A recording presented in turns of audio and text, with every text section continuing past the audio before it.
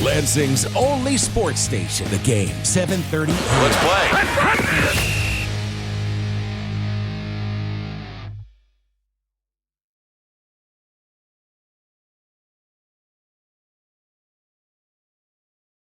Thank you, good evening, and welcome to week number 7 of the high school football season in the state of Michigan. I am Brock Palmbush, and we got a good one tonight. From Portland High School, a CAAC White matchup. The 5-1 Charlotte Orioles at the 6-0 Portland Raiders. We got a busy 6 o'clock hour before we get to the game itself. Got interviews first with veteran Charlotte head coach Mike Sparks, followed by my interview with 25th year head coach for the Portland Raiders. He's John Navarra. And then my 2-part interview with Brian Calloway, the prep sports editor of the Lansing State Journal and LSJ.com. And then after that, Eric Doc Love will join me from Portland High School, and we'll have game coverage of Charlotte at Portland. But now it's time for another edition of This Week in High School Sports with John Ross. The number of football coaches with 400 wins grows by 1, and Good Sports Are Winners comes to life at the Sportsmanship Summit. I'm John Ross, and this is This Week in High School Sports, powered by Michigan Student Aid. A 6-0 start to the season for Jackson Lumen Christi has given head coach Herb Brogan 401 career victories. The 400th win came on September 22nd against Dearborn Divine Child and made Brogan just the 3rd member of the 400 Wins Club. John Harrington with 443 and Al Fracassa with 430 are the only 2 ahead of Brogan on the list. Brogan took over Lumen Christi in 1980 and has had only 2 losing seasons. The Titans have won 10 state titles under Brogan. The Class B state title in 1996, 5 Division V titles coming in 2000, 2001, 2003, 2004, and 2009. 3 Division VI titles. Those were in 2016, 2017, and 2018. And the Division VII title last year. After opening the 2022 season with 3 straight losses, Lumen Christi has since rattled off 17 straight W's and has already clinched at least a share of the Detroit Catholic League AA League title, their first year in that conference. The Titans currently sit atop the Division VII playoff points list, and in Week 7 will be playing Traverse City St. Francis, the team they beat in the 2022 finals. For a list of all-time coaching records, be sure to check out MHSAA.com. It's time for Game Balls, when we highlight a trio of standout performances from the last week. First, Drew Hackney of Muskegon Mona Shores. The senior won his 4th straight Greater Muskegon Athletic Association tennis title. He defeated North Muskegon's Luke Hall 6-love in the final match. Freeland's TJ Hansen turned in a blistering cross-country time of 14 minutes, 46.3 seconds in winning the Shepherd Blue Jay Elite Race. The time is a personal best for Hansen. And Manchester running back Blake Sloan. He set a new school record with 6 rushing touchdowns in a single game as Manchester beat East Jackson 55-8. For high school seniors, the matchup of the year isn't on the field. It's actually online. That's right. When you fill out the FAFSA, the free application for federal student aid, you could also be eligible for thousands of dollars in additional money from the Michigan Achievement Scholarship. Yep, nearly 80% of students who fill out the FAFSA may be eligible. Now that's a matchup we can all root for. Get started today at michigan.gov/achievement. The Michigan Achievement Scholarship. It's a game changer.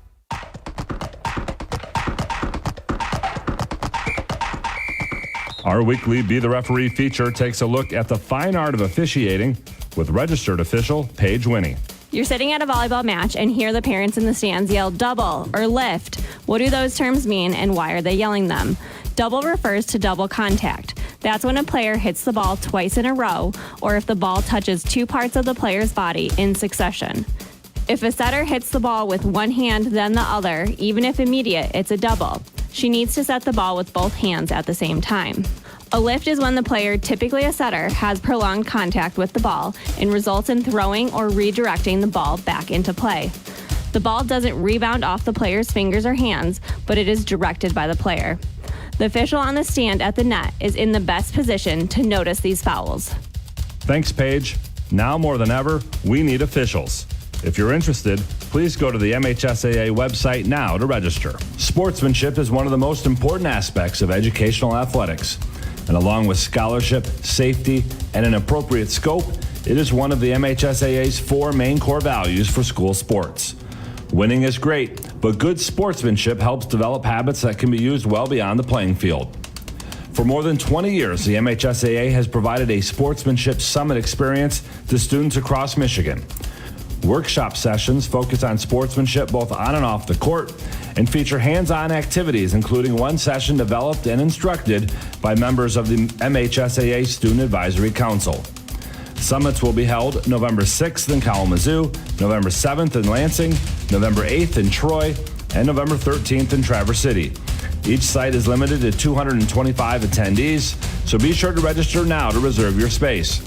Registration materials and other information can be found online at MHSAA.com. You've been listening to This Week in High School Sports, powered by Michigan Student Aid, a production of the MHSAA Network. Thanks for joining us. I'm John Ross. We'll see you next week.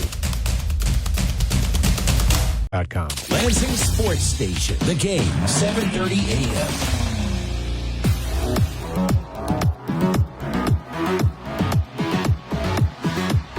Welcome back to Doubting Industries' presentation of high school football on the Game, 7:30 a.m. WVFN, brought to you by Doubting Industries and the Lansing Sports Commission. We're now joined by the fifth-year head coach for the Orioles of Charlotte High School, 5-1 overall, 4-1 in the CAAC White. He's Coach Mike Sparks. Coach, thanks so much for coming on once again. Absolutely. Thanks for having me, Brock. Nice performance last week against Olivet. You won relatively easily, 42-6 last Friday.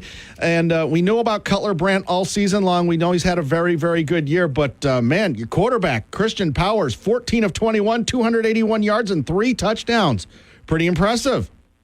Yeah, we couldn't have been more pleased. You know, we knew that there were some opportunities in the play action pass game against a pretty young Olivet team, and we were able to take advantage of that. And, you know, we had some great protection along the front five and some spectacular play from some of our wide receivers that, you know, typically in our offense don't get a lot of attention, but they were pleased to see a few balls in the air on Friday night, for sure. Yeah, Ben Buzzard and Caden Holmes, talk about them.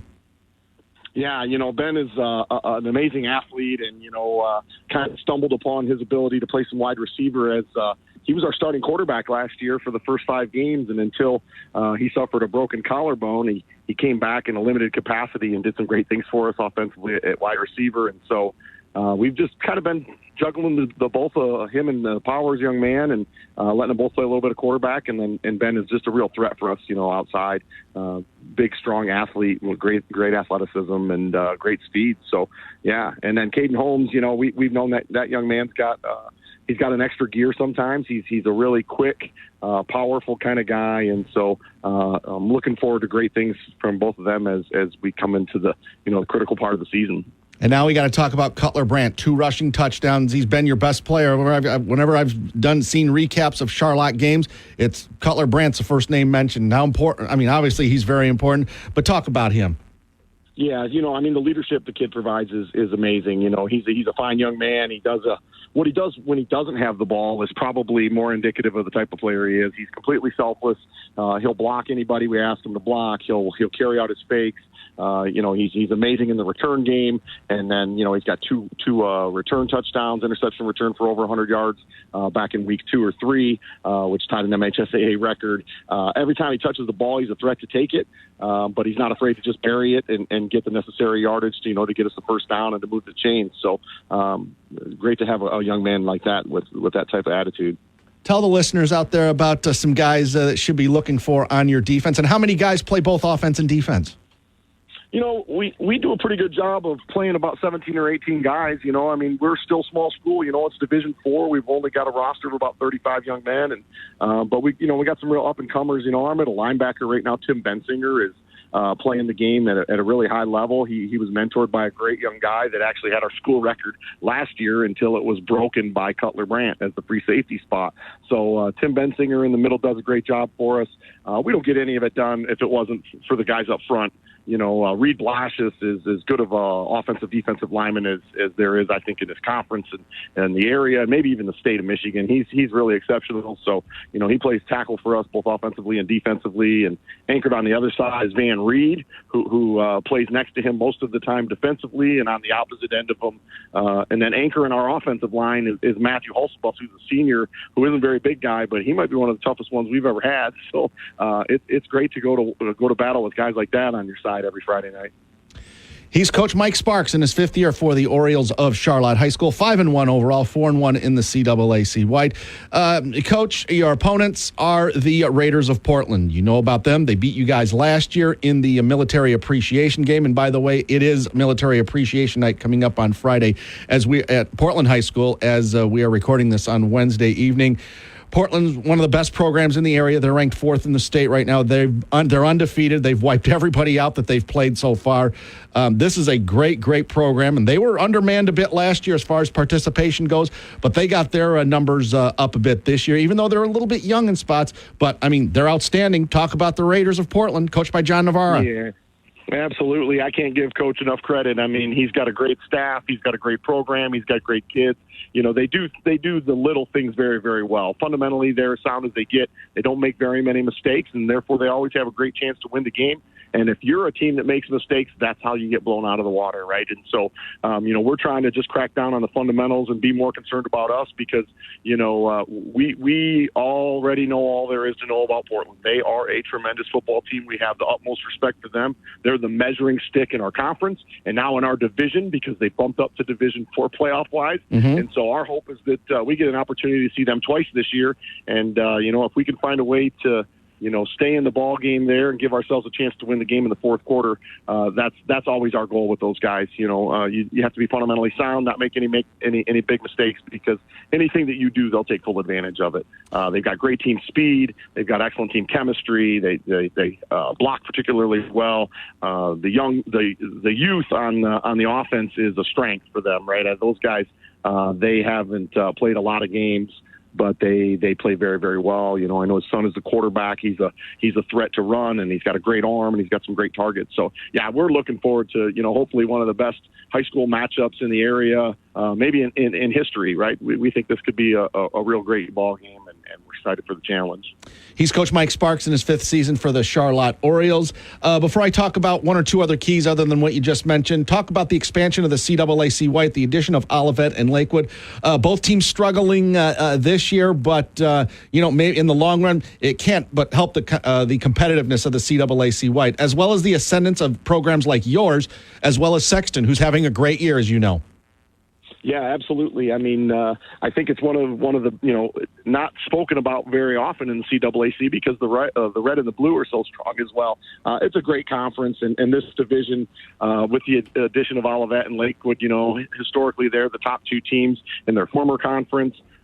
It's been a good rivalry for us against the Olivet Eagles. We started them 3 or 4 years ago, and we've had 1-point games every year up until this season. I know that their roster is young, but we look at those guys, they won't be down for long, right? Those kids, they play very hard, they play a great brand of football, and they're a welcome addition into the league, and they'll be very competitive in the future. And Lakewood as well. We were fortunate enough to beat them on Friday night, but I think they were missing some guys, and they played Lansing Catholic really tough last week, and their junior varsity program has demonstrated that they're one of the better JV programs around. And so the future is going to be bright for both of them. I think they're a great fit into the conference. So we're looking forward to matchups with them for years to come.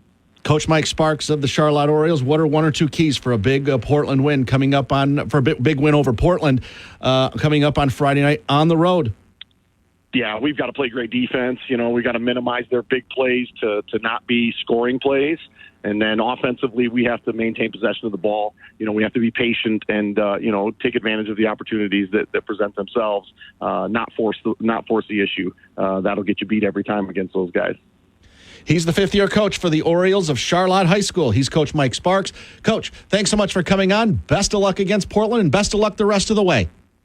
Thanks, Brock. Thanks for having us on. We appreciate it. And you're listening to your trusted source for high school sports coverage, the game 7:30 a.m. WVFN, brought to you by the Lansing Sports Commission and our title sponsor, Jeff Metz and Dowding Industries. WVFN. Downing Industries' presentation of high school football rolls on. The pregame show continues, and we're now happy to be joined by the 25th-year head coach of the Raiders of Portland High School, ranked 4th in Division IV this week. He's Coach John Navarra. Coach, thanks so much for coming on once again. Hey, thanks, Brock. Thanks for having me on. You hear the noise in the background. Just want to let people know we are recording this on Wednesday evening because you are watching one of your junior teams, the 7th and 8th grade game. Coach, I know we've talked about this before, but man, how important is it, the junior programs in towns like Portland, in towns like Charlotte, in towns like Grand Ledge, DeWitt? How important that is it for you for the future of football in those towns? Well, I think it's really important. I'm going to sit up here watching the game right now, and our kids are running our offense, and their kids are running their offense, and just kind of fine tuning some things, and they learn a little bit at each different level, and it keeps kids interested. And I think one of the biggest things we always talk to our junior Raider coaching staff is that we want to make sure that they are retaining kids, and I think that's one of the biggest things is make sure the kids come back out, and they've done a great job of that. We have a 35 on our freshman group right now, so they do a great job for us, and it just adds to the community and adds to our program. Coach John Navarra joining us here on the pregame show. I know last year you had issues with some participation. This year, a younger squad, but participation doesn't seem to be a factor this year. You got more guys on your team this year. Yeah, no, we got a really good, strong junior class, and we actually start 7 juniors, or 7 underclassmen on offense and 6 on defense. So we're a young team. We just have a really small senior group bubble that's come through, and I think that they, that's kind of that COVID group, the group that was in 8th grade that got their season cut short, and we lost some kids. So, but I think the seniors we have on our team are incredible football players, and they do a great job leading for us and teaching the younger kids what they need to be doing. Coach, you're 6-0 right now, 5-0 in the CAAC White. Just looking at the scores, you've wiped everybody out so far, including Eaton Rapids last Friday night, 55-6. I know your son Dominic Navarra is your quarterback, but other guys produced for you last week. Barrett Brennan, Caden Thalen, 305 yards rushing, 378 yards total offense. You held Eaton Rapids to just 104 yards in total offense. The deal doesn't change in Portland. You run the ball and try to control the line of scrimmage, don't you?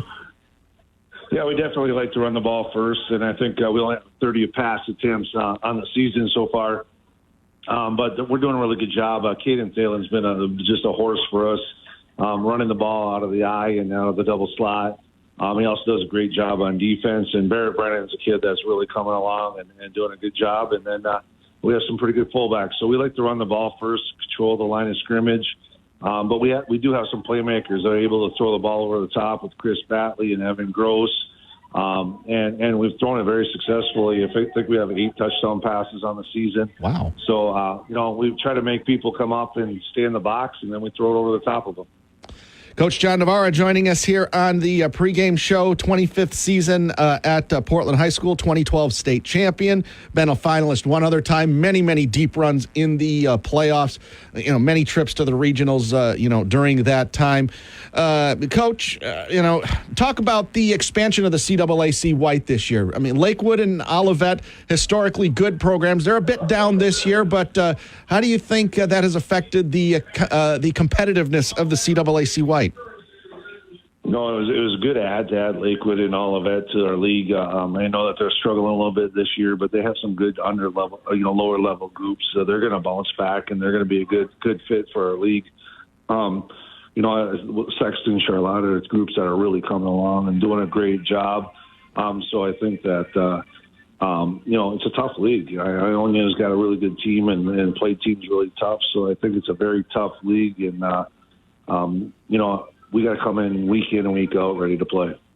Speaking of Charlotte, that's your opponent coming up on Friday night, and the Orioles are 5-1 overall, 4-1 in the CAAC White. Their only loss was to Sexton. They beat Olivet 42-6 on Friday, and they've got some guys that can, at the skill positions, that can really hurt you. Quarterback Christian Powers and Cutler Brand at running back, who's been outstanding all season long. Talk about Mike Sparks' Charlotte Orioles. I mean, first of all, they're very well coached. They do a good job. They have a system on offense and defense, and like I said, they're running it all the way through into their lower levels. Extremely well coached. Cutler Brandt was a kid that we picked up on last year. He didn't get a lot of notoriety, but we noticed that he was a heck of a football player and somebody that we have to stop. And both their quarterbacks that they play, that Ben Buzzard's a good athlete, and so is Christian Powers. So they throw the ball extremely well. And Cutler runs the ball very well. So we're going to have to be on our game, stopping both the pass and run. I think they're about a 50-50 team, throwing 50% of the time and running 50% of the time. So we've got to be ready to stop them. Do you do anything differently because of that? No, we're going to try to just, adjust to the formations, and their system is very similar to ours. I mean, a lot of the plays that we're drawing are the same things that we run, so our kids are used to some of the things that we're going to see. So it's kind of a mirror image of what we do, and so I think we've been prepping it for for the whole year, and I think the same with them. They've seen the traps and the sweeps and the powers and some of those other things that we like to run, and they're used to practicing against that also. Coach John Navarro in his 25th season with the Portland High School joining us here on the pregame show. Other than what you just mentioned, what are one or two keys for a big home win against the Charlotte Orioles to get you to 7-0? I think the biggest thing is we got to be ready to play. They're going to come in here sky high, and we've got to match their intensity, at the beginning of the game. And then turnovers are obviously a big thing. You got to take care of the football, and then also try to cause some turnovers. So ball possession and taking care of the ball is going to be really important. And finally, I know we talked about the junior program that's been really, really good for a number of years now. The support in the community, it's just grown and grown and grown over the years. Obviously winning the state title in 2012 certainly helped, but it's been popular before that, hasn't it? Yeah, it's a great community. They love their football. We get tons of people at the games, and we got a big military appreciation game against Charlotte. And I think it's going to be packed in here, and our military presence is really going to be stepped up for the game. So I think it's going to be a fun night. The weather looks pretty good, and I just think that it's going to be a great night, and we'll have great support. Sure, Charlotte will too. Is that something you do once a year? Yeah, we do it with Charlotte every single year. Okay. We have a military appreciation game, and then what we do is this year the money will go to our VFW, and then next year when we're at their place, they donate the money to their VFW. So it's a great night. It's great for the military, and it's great for our kids and their kids. He's Coach John Navarro in his 25th season for the Raiders of Portland High School, 6-0 on the season. Coach, thanks so much for coming on. Best of luck against Charlotte and the rest of the way. All right, thank you, Brock. And you're listening to your trusted source for high school sports coverage, the game 7:30 a.m. WVFN, brought to you by Dowding Industries and the Lansing Sports Commission.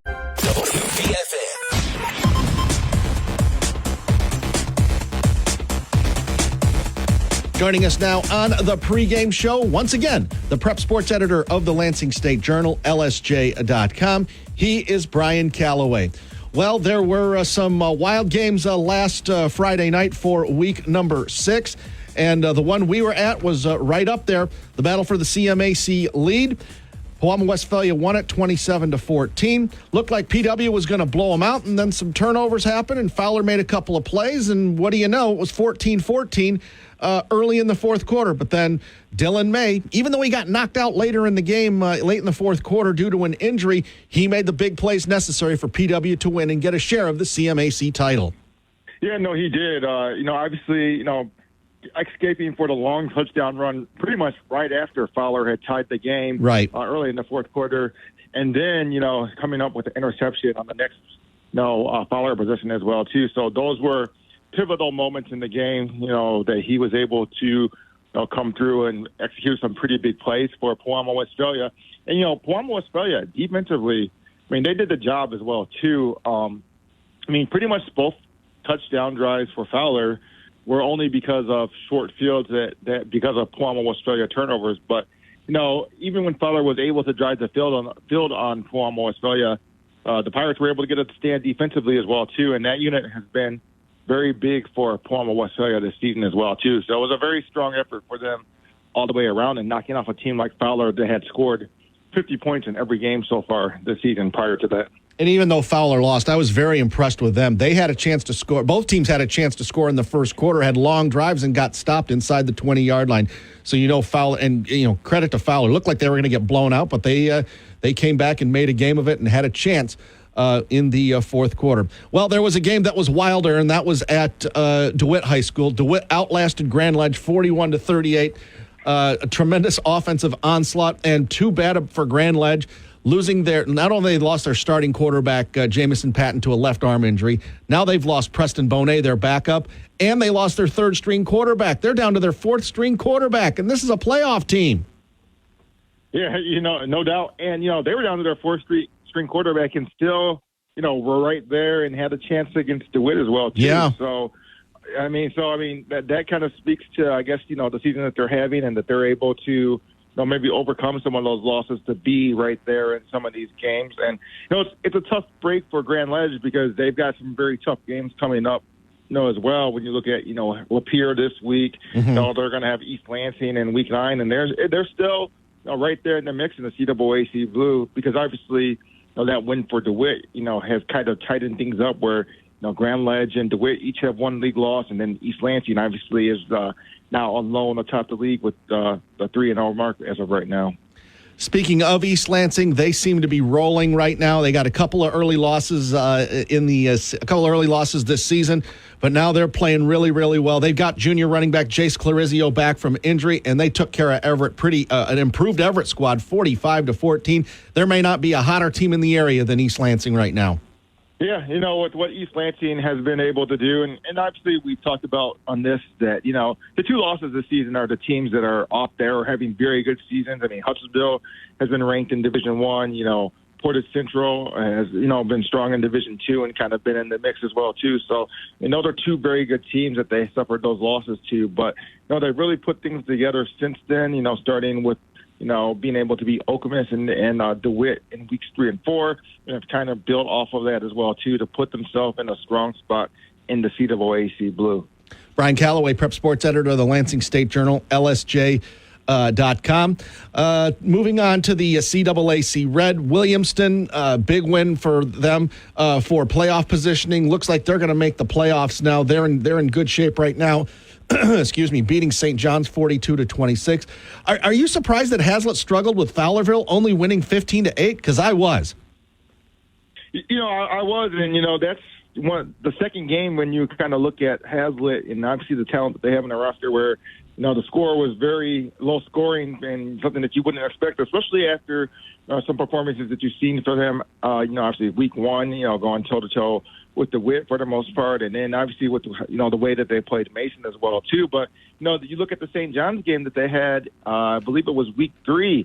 That was one of those games as well too. That was a very tight game as well too. That was a little surprising as well too. But yeah, so that was definitely a little surprising because we've seen, I guess, the capabilities of this Hazlitt team. Obviously, when you see them against a Mason, or even the way that they played Fenton, which is one of the best teams in Division III as far as playoff points is.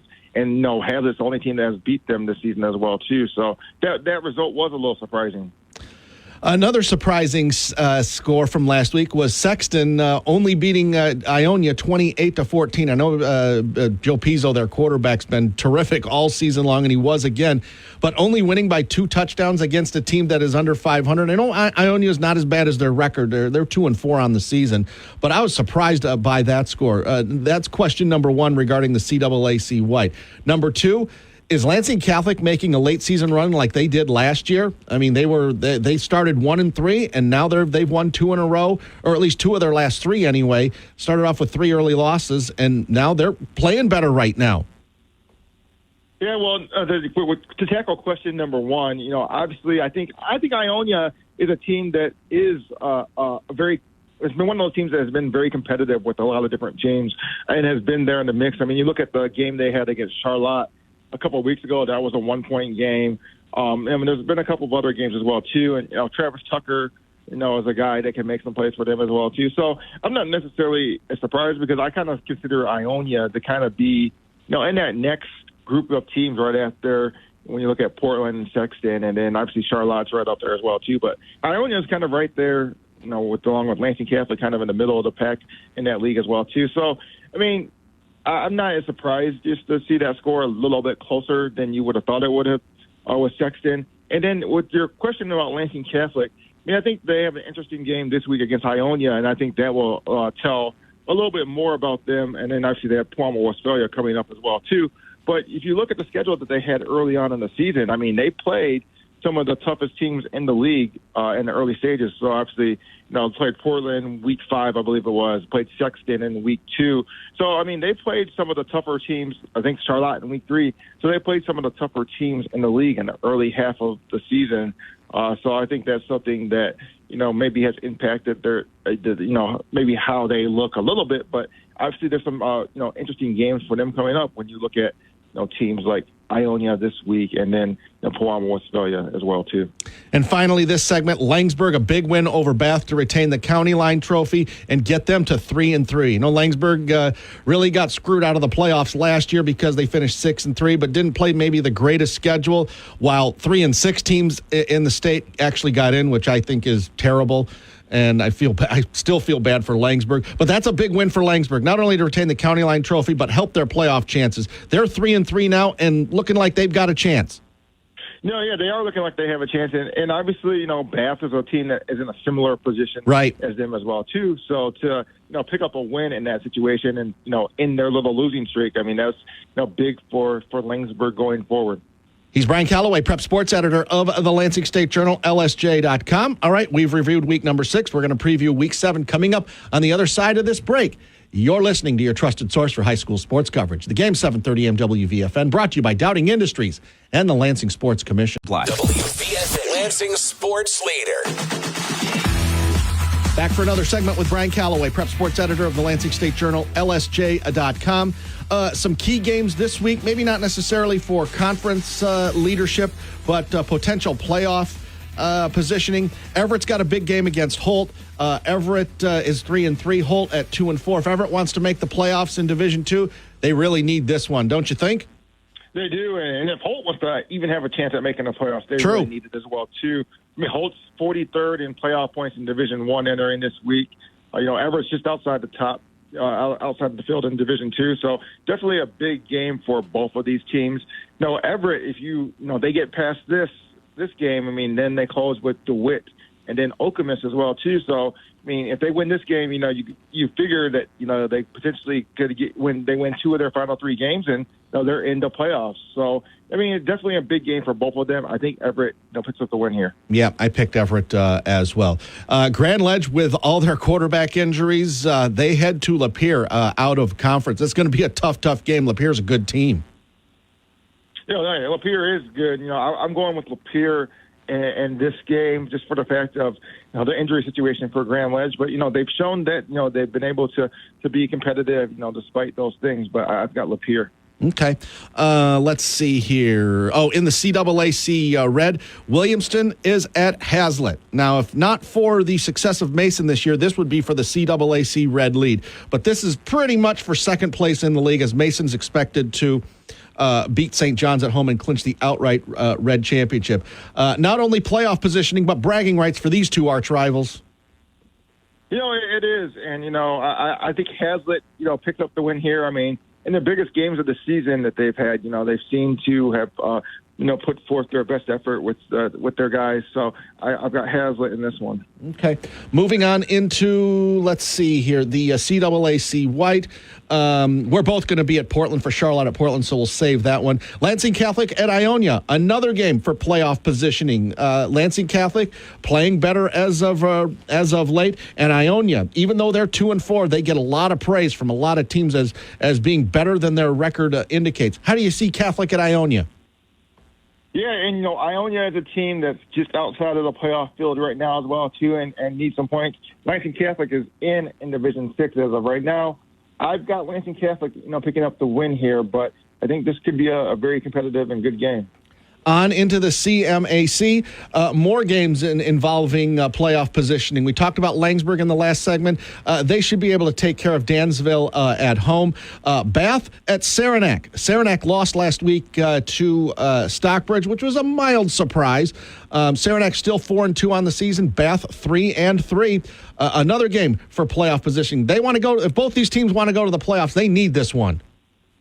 They do. I think Saranac obviously they had a tough loss last week to Stockbridge, but I'm going to go with them in this game to pick up the win. Oh, okay. That would be interesting there. Well, the game is at Saranac, so they would be a slight favorite there.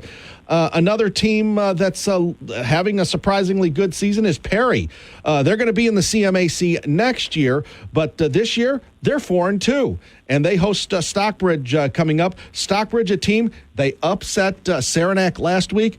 If Stockbridge wants to go to the playoffs, they need this one. If Perry wants to make the playoffs, solidify their chances, they need this one as well. This game at Perry, Stockbridge at Perry. Yeah, some former GLAC rivals as well, too. I think I picked Perry in this one, but Stockbridge is a dangerous team with, their offense, and obviously they are able to put up, a lot of points in yardage, but I'm going to go with Perry in this one. You got Perry in this one. That would get Perry to 5-2 on the season. A lot of under-the-radar teams this year. Perry, maybe the most under-the-radar team this season. Ovid LC, they're another team that's regularly in the playoffs every single year. Travis Long has a good program there, but they got to play State Power New Lothrop. If this game was at New Lothrop, I'd take New Lothrop, obviously, but it's at Ovid LC. I'm giving the Marauders a chance. How do you see it? I'm going to go in the other direction. I think New Lothrop will pick up the win here. Obviously, Ovid LC, needs some wins down the stretch as well, too, to ensure that they're in the playoffs. They're 22nd right now in playoff points in D6, but, obviously, I always hope their cause that they'll be able to pick up something else, and they're 3-3 right now as well, too, but I've got New Lothrop with picking up the win here. Okay, and finally, the game that you're going to be at, the game that Eric and I are going to be at, and you're going to hear here in a few minutes, it's Charlotte at Portland. Portland blew them out last year at Charlotte, and Portland has wiped everybody out so far this season. 6-0 on the season. They crushed Eaton Rapids last week. They're ranked 4th in Division 4, and they've got that tremendous rushing attack that they have. And Charlotte, they've got a great passing attack. Christian Powers, 14-21 last week against Olivet. We know about Cutler Brandt. He's had a great year for Coach Mike Sparks, but this is a very diversified offense. They can run it and throw it, but they're going against the machine in Portland, who, as I said before, just wiped everybody out this year. How do you see this one at Portland High School? Yeah, you're right. They have just, been dominant. Portland has just been dominant all season long, no matter who they have played. And, I think that, that continues for them, and they pick up a big win, here over Charlotte. And I think that they get to 7-0, and I think we're going to see a battle of unbeaten in Week 8 for the CAAC White title. Yeah, if that's the case, Portland 7-0, 6-0 in the White. Sexton 7-0 overall, 6-0 in the White. That would be one whale of a game coming up next Friday night. Brian Calloway, Prep Sports Editor of the Lansing State Journal, LSJ.com. Thank you so much, sir. Maybe we'll see you tonight, and we'll talk to you next week. Sounds good, Brock. Thanks for having me. And you're listening to your trusted source for high school sports coverage. The game, 7:30 a.m. WVFN, brought to you by Doubting Industries and the Lansing Sports Commission. Lansing Sports Leader, WVFN.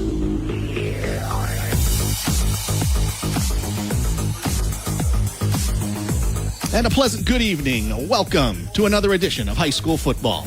On the game, 7:30 a.m. WVFN, your trusted source for high school sports coverage. Good evening, I'm Brock Palmbush. Alongside me is Eric Doc Love. This is Doubting Industries' presentation of high school football on the game, 7:30 a.m. WVFN, brought to you in part by the Lansing Sports Commission. No matter the sport, the Lansing Sports Commission can make your next event your best event. Plan on something greater. Find out more at lansingsports.org. And our title sponsor, Jeff Metz and Doubting Industries, recognizing the effort and commitment athletes give to the sport of football. And they're always interested in individuals that have the drive and desire to be successful in work and in life. Check them out at doubtingindustries.com. You may find a successful future here. We're at Portland High School tonight for the big matchup in the CAAC White. It is the 6-0 hosting Portland Raiders, ranked 4th in Division 4 this week, against the Orioles of Charlotte, 5-1 overall, 4-1 in the CAAC White. Should be a good one here tonight, but looking at the outside the window here, weather is going to be a factor. It is raining right now. Yes. 2 days ago it was 83, 85 degrees outside, nice and sunny. We are now in regular Michigan fall weather right now. It's about 50 degrees. It is raining. It is breezy, and weather will be a factor in this ball game. Could get a little slippery out there at times, especially with a football, and throwing the ball and catching it might be a little more difficult than it would have been a couple of days ago. Portland comes into this. Portland, as I said in the pregame show, they've wiped everybody out. They have running clocked pretty much everybody. I think everybody this season. They beat Eaton Rapids last week, 55-6. 305 yards rushing. That seems like it's normal for Portland. Yes. They held Eaton Rapids to just 104 yards in total offense. Barrett Brennan, 3 rushing touchdowns. Caden Thalen, 2 rushing touchdowns. But it's their quarterback, the coach's son, Dominic Navarra, that makes them go. Absolutely. Navarra coming into this ball game, 24 for 30. That's pretty accurate. 24 for 30, 6 complete passes. Yeah, 603 yards and 8 touchdowns. But, Navarra really gets the offense going. But it's run games for Portland. Run as much as they can. They're giving up 6.5 points a ball game, Brock. Is that all? Yes, that's it. Well, their opponents, they like to throw the ball. So interesting contrast. Charlotte, when I've been doing the recaps or looking at the recaps for Charlotte, one name stands out above everybody else. And it's their running back, Cutler Brandt. 2 rushing touchdowns last week in their big 42-6 win over Olivet. He's a very good basketball player. But in football, 2 rushing touchdowns. But last week against Olivet, their quarterback, Christian Powers, 14 of 21, 281 yards passing, and 3 scores. Yeah, Powers on the season, 48 for 69 for 750 and 6 touchdowns. Cutler Brandt, you mentioned him. He's rushed for almost 600 yards and 7 touchdowns. And he's one of their leading tacklers defensively, too. One of those guys that plays both ways with 45 tackles and 2 interceptions. But maybe a little bit more on the run-oriented tonight for the Orioles tonight. Speaking of guys that like to catch the ball, it's Ben Buzzard, 5 catches, 125 yards in the win over Olivet and a score. And Caden Holmes, he had 107 yards receiving and a score. So it'll be interesting contrast. Portland likes to run the ball. They will throw if necessary, but Charlotte, throwing the ball with those terrific wide receivers. Yeah, they've been able to open up a little bit more. And their one loss on the season, it was a conference game. It was a Sexton. They lost that game a couple of weeks ago, 28-0 at Lansing Sexton. And no shame in losing to Sexton this year because the J-Dubs have been rolling people themselves. And we will see Sexton next week. A special 5 p.m. broadcast next week here on the game, 7:30 a.m. WVFN. We will be at Sexton for Portland at Sexton next Friday night. Looking forward to that one. And if both of those teams are 7-0, which is very possible, then it's for the CAAC White Championship outright. Be the last conference game for both teams. Some of the other games tonight that we'll be looking at: Holt is at Everett, East Lansing at Waverly, Grand Ledge, just all kinds of injuries. They're down to their 4th-string quarterback now, and still almost beat DeWitt on the road. Shows you the talent that Grand Ledge has. Speaking of DeWitt, they are at Okemos tonight. One of the other games that we were considering, Williamston is at Hazlitt tonight. That's basically for second place in the CAAC Red. It's Mason in first, and then these two teams battling for second. Exactly. Yeah. Mason is hosting St. John's. If Mason wins, they are the outright champions in the CAAC Red. That's expected. Fowlerville is at Eastern. Sexton is at Eaton Rapids. Lansing Catholic at Ionia. Lakewood is at Olivet. In the CMAC, PW is at Jonesville. They go out of conference, but they got to win one more game to win the outright CMAC title. Fowler is at Frankfurt. Dansville at Langsburg. And that's a big game for Langsburg. They want to go to the playoffs. And a big game for playoff positioning. Bath is at Saranac. So we'll see about that. Also, Leslie hosts East Jackson. Ovid Elsie hosts New Lothrop. And Perry, 4-2 on the season. They host Stockbridge tonight. So we'll do our best throughout the game and at halftime and in the postgame to keep you updated on everything regarding the scores from around the mid-Michigan area. So keys to the game here. Your thoughts first for the Orioles of Charlotte. Key for them. Well, biggest thing for them is handling this weather right now. With it being rainy and a little windy out there. The passing game, the guys are going to have to be sure-handed out there. If you're going to go out there and run your normal offense and try and pass the ball around out there, guys got to catch everything. You got to have some big plays in the passing game too. So you got to get some long ones for them defensively.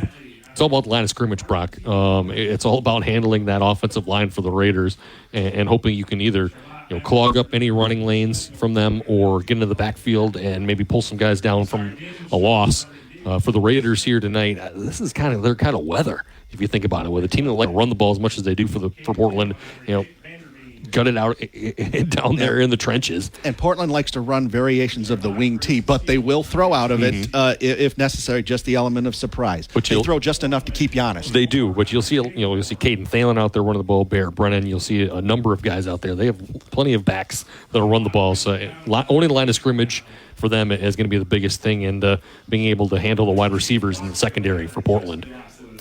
So both teams being introduced to the crowd right now. It's Military Appreciation Night here at Portland. Both teams are wearing uniforms with military camouflage, I guess you could say, for both teams. So, and with the rain that's occurring on the other side of the windows here, it's going to be difficult for us to see the numbers and all of that. You got the binoculars on, so I'm just going to be honest with you, Eric. I'm going to need your help tonight identifying some of these people. That's okay. Yep. Rather be honest than just make something up. The uniforms look really nice, but in a broadcasting standpoint, it's tough to see the numbers. It is with some of them out there. I'm going to be on the binoculars majority of the ball game, trying to figure out exactly who is running the ball and who's catching the ball and who's making these tackles.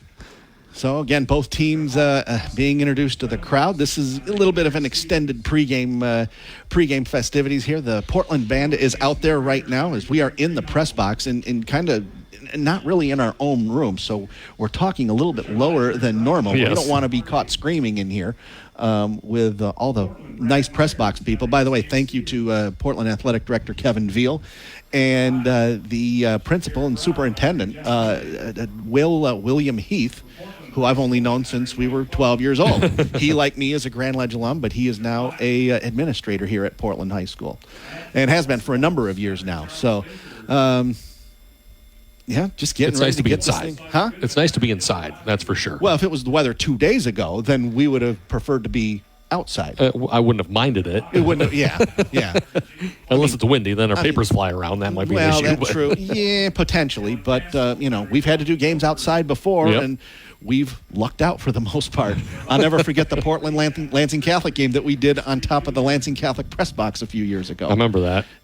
And a Catholic kicked a field goal on the last play of the game to win that game. It was a tremendous game. What was it, 31-29, I think Something it was? Something like that, yeah. Just a tremendous game. We had a good vantage viewpoint of that kick. We sure did. From on top. We sure did. This Portland team, not a real issue with participation like it was last year. They only had 25 full-time players last year. Taking a look at their roster, close to 35 this year, so that's good. And Charlotte, pretty much the same thing. So looks like, sometimes you'll see like Grand Ledge and Everett. Grand Ledge had a lot more kids on varsity than Everett did, and it was a factor in the fourth quarter of the game. So don't think that'll be much of a factor tonight. Maybe one team trying to wear the other team out just because of attrition. Yeah, it was. The Vikings kind of ran out of gas. They just didn't have enough guys to sub in, and they had a lot of guys playing two ways, and so Everett just didn't have that. Not a bigger issue tonight with the weather change a little bit, obviously, and then a larger roster obviously will help that too. Let's take a look at the standings. Heading into tonight's action. By the way, you can go to the game730am.com and have my weekly. You can go find my weekly top 10 poll. You'll have to search for it. But I've had Mason number one the entire season, and they're going to stay number one until and if they get beat. I was going to say there was no reason to move them anywhere lower at this point. 2 and 3, it's Portland and Sexton. Sexton's been number two most of the season, but Portland more impressive last week. Sexton played a closer game last week, so I just flipped them this week. So Portland 2, Sexton 3. Number 4, Palmbos, Westphalia. Yep. Despite 3 turnovers, they were impressive beating Fowler at home last week. They are number 4 this week. This Charlotte squad, they are number 5 this week. That's wrong. Well, but their only loss has been to Sexton, who is sitting number 3. So that makes sense for them to just be just a little bit lower. I only dropped Grand Ledge from 4 to 6. Only lost by 3 points, and with all the injuries, and still had a chance to potentially tie or win that game. But the team that may be the hottest in the area I have at number 7, and that's East Lansing, yes. the leaders in the CAAC Blue. They've got Jace Clarizio back, the terrific junior running back from injury. It's made a whole difference for them. They started out the season, 0-2? 0-2. And they've won 4 straight now. And like you said, sitting at top of the Blue. They haven't played as many games as Grand Ledge. Grand Ledge sitting at 3-1. Grand Ledge out of conference this week. They're at Lapeer. So East Lansing got to catch up in the Blue at least. But, yeah, you're right. The hottest team, it's nice to have Clarizio back. And there's a good chance we may see East Lansing in Week 9 because they are at Grand Ledge in Week number 9. That could be for the Blue? Share of the Blue title, depending on what happens with, at least a share of the Blue, depending on what happens with DeWitt. Big win for DeWitt last week over Grand Ledge. I have Fowler number 8. They are 5-1 overall, 3-1 in the league. Only loss was to Pewamo Westphalia. You heard it last week on the game, 7:30 a.m. Number 9, DeWitt made their way back into the poll. When you beat undefeated Grand Ledge at home, you get yourself back into the poll, especially with a 3-2 overall record. For the Panthers, it's the defense. If they can slow some people down, they've got a better chance because we know they can score points. They put up a ton of points, but they just haven't been able to beat people by very much. And I have Williamston at number 10 because their win last week over St. John's a little more impressive than Hazlitt's victory over Fowlerville. Hazlitt only won 15-8 last week over Fowlerville. Much closer game. Much closer. So I have Williamston at number 10. Hazlitt plays Williamston tonight at Williamston High School, so that's good. There's a chance that could change. And they're arch rivals, and they don't like each other in a sports sense. That's actually at Hazlitt High School. That's Williamston at Hazlitt. So there you go with that. Anything stick out to you standings wise? If you can read my chicken scratch handwriting, I can see it. Saranac sitting at 2-1 in third in the CMAC. They got a chance to kind of creep their way up. They can't really get a share of it, but they can at least. Tough loss last week to Stockbridge though hurts their playoff. Yeah. Could hurt their. Essentially, right now, 6-0. That's Vermontville Maple Valley, and yet because of too many kids, they are not eligible for the 8-man Division I playoffs, and that's too bad for them because they're having their best season since turning to 8-player football. Portland St. Pat sitting at 5-1 and 8-player football right behind them. And Morris is now 5-2 as they played Mount Pleasant Sacred Heart last night, and they won. Yep. So they are now 5-2 on the season. It looks like St. Pat's and Morris are going to make the playoffs in 8-player football. Weberville at 2-4, probably going to have to win out to have a chance to make the playoffs there. We'll see what happens. Other schools, Perry 4-2, probably the best chance of the teams in the others category. Yep. Ovid Elsie at 3-3. That possibly. Everett sitting at 3-3 right now too. They need some help to get into the playoffs. They're the first team out in Division II this week. They're 33rd, ranked 33rd right now in Division II. Other schools looking to boost their playoff chances. St. John's. I mentioned Langsburg and Bath. Langsburg beat Bath last week, so we'll see about that. Mentioned Saranac as well at 4-2. Lansing Catholic got off to a slow start again this year, but could a late season run put Catholic in the playoffs once again? We'll have to see as they play. They are at Ionia tonight. So we'll see what happens with that one. Again, we'll do the best we can with scores from around the mid-Michigan area. We'll follow the Twitterverse and all that stuff. So we're just about set to go here. Again, this extended pregame show as it is Military Appreciation Night, and they'll be doing they haven't done the coin toss yet. So there's a good chance we will find out who wins the coin toss when you do. Because usually they do it about 6:30 or so, half hour before the game starts. Roughly, somewhere right around there. But that ain't happening tonight. They're going to be doing that here. And we'll be able to see it tonight, too. What was a couple weeks ago, nobody knew who won the coin toss. That's right. Yeah, it happened a couple of weeks ago. So nobody had actually seen it. Nobody in the press box. I didn't see it. I wasn't there yet. Was it the Mason game for homecoming? Yeah. I was late because I was late. I got stuck behind the parade. Floats. The parade floats for homecoming. I made it, 90 seconds into the press box before we went on air. Yes. And that was super close. And you didn't see it, and nobody else in the press box saw it. So yeah, because I asked him, who won the coin flip? We don't know. Okay. It was homecoming. Everybody was pressed to try and get into the stands, then everybody in the press box was worried about other things going on in the field, and it just kind of slipped everybody, and it happens. Not that often, but it happens. We've crossed the 7 o'clock hour here. This game's going to start a little bit late here. They're still finishing up the pregame festivities. But we'll be set to go here in just a few minutes. Again, tentatively, our schedule for the last 2 weeks of the season. Next week, we know what next week's going to be. It's going to be Portland at Sexton in week number 8 from Ed Majeski Stadium on the campus of Sexton High School. Pre-game coverage at 5 o'clock. We'll preempt Offensive Minded with Beanie Howell for an hour. So that's 5 o'clock. And then kickoff is at 6 o'clock at Senior Night at Sexton. So there you go with that. And week 9, we are looking at if things work out right, East Lansing at Grand Ledge to close out the regular season in 2 weeks. And a potential CAAC Blue Championship for that one, at least, for somebody. For somebody, yeah. Or, well, if East Lansing keeps winning, it'll be them all to themselves. Yeah. But we'll have to see about that. Officials are out onto the field here, still finishing up the ceremonies here, but we'll get things going here from Portland High School. Real nice crowd here, especially considering the weather here. If you're listening on the game 7:30 a.m. WVFN, thank you very much. If you're listening to our app, the game 7:30 a.m. app, all you do on your smartphone, smart device, your tablet, your phone, whatever, just go to your app store, download the game at 7:30 a.m. WVFN. It takes literally 2 minutes from the time you touch the app for it to upload and load up and all that, and then just hit play, and voila. Listen to us anywhere in the world. It takes like less than 2 minutes in some cases. It's very simple. Great. It's very simple. And then if you do not want to do it on your device, or if you don't want to download an app, thegame730am.com. Just go right to the website, and you can stream from the website, too. On your computer, your tablet, exactly. Just do it that way. And you can listen to us there. And thank you for listening tonight if you're listening on the web tonight. By the way, those are all free, by the way. You don't have to pay for anything for the app. You don't have to pay anything to stream or anything like that. Absolutely free. And that's absolutely the best part. Including in the playoffs, too. With the playoffs as well, people can listen to our games. It's free.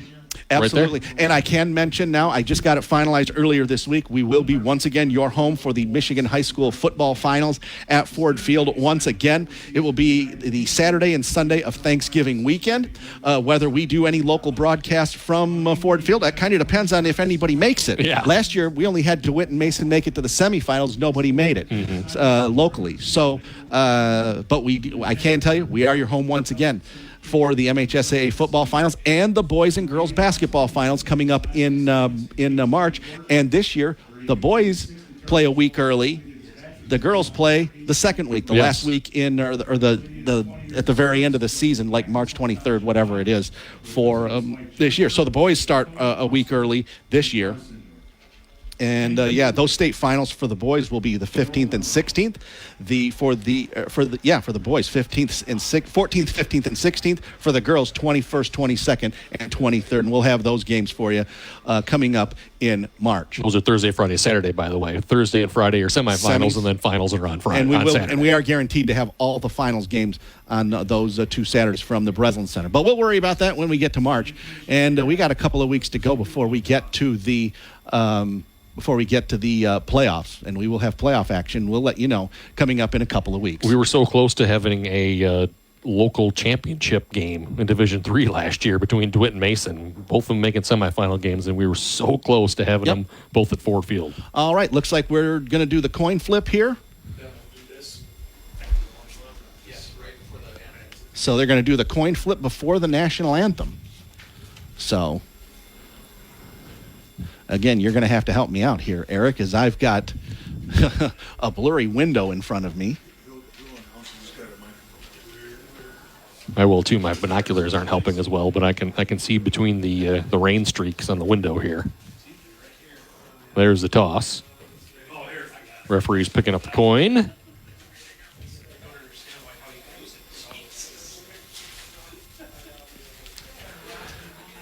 Charlotte won and deferred. Charlotte wins the toss and will defer. Now we got to figure out who is going to be going in what direction. So that means Portland will receive the opening kickoff. Mm-hmm.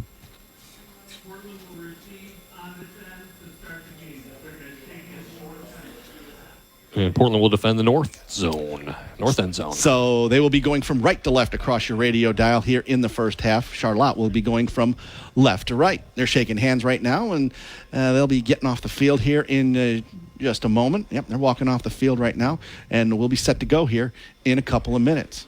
As it is extended pregame because it is Military Appreciation Night, but they do this. They've done this at Charlotte. Remember, we were at Charlotte last year, and they did the same thing at Charlotte High School. Mm-hmm. So, reciprocating that here this year at Portland High School. So, with that, we'll take a timeout, and we will come back. We'll take a timeout, and we will have Charlotte at Portland. Here on the game, 7:30 AM WVFN, brought to you by Dowding Industries and the Lansing Sports Commission. Welcome to Be the Referee with MHSAA registered official Paige Winnie. In basketball, when a player is inbounding the ball, his or her feet have to be behind the line when passing the ball. Their feet cannot be touching the line. But in soccer, a player just has to be on the line to complete a throw-in, even if their heels are both barely touching the line and the majority of their body is in the field of play. It is considered a legal soccer throw-in if any part of both feet are either touching the line or are behind the line, including if the player does a somersault or a front flip style throw-in. As long as they flip and land with both feet on or behind the line and throw the ball, it is a legal throw-in. Thanks, Paige. You can be a referee. Go online now to register at MHSAA.com. Be the Referee is a part of the MHSAA network.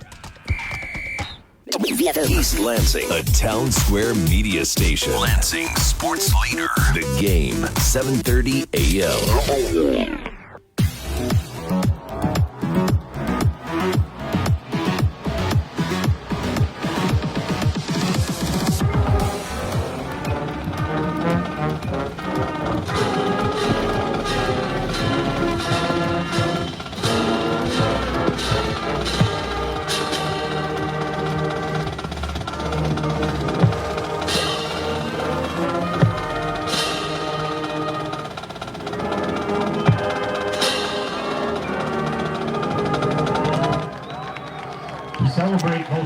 Rendition, the remaining strands of the national anthem being played here at Portland High School, and we'll be ready to go here in just a moment from Portland High School. Charlotte at Portland, the Orioles of Charlotte, the Raiders of Portland. Charlotte won the coin toss. They will defer till the second half, so Portland will receive.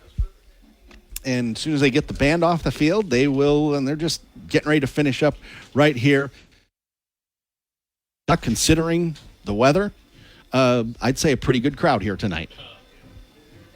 Yeah. I was looking down in front of us here, the homestand, and about 80, 85, maybe 90% full. And then across the way for the visiting Orioles, what is it, about 75, 80% over there? Yeah, I would say that. The visitor side. So not too shabby considering the weather.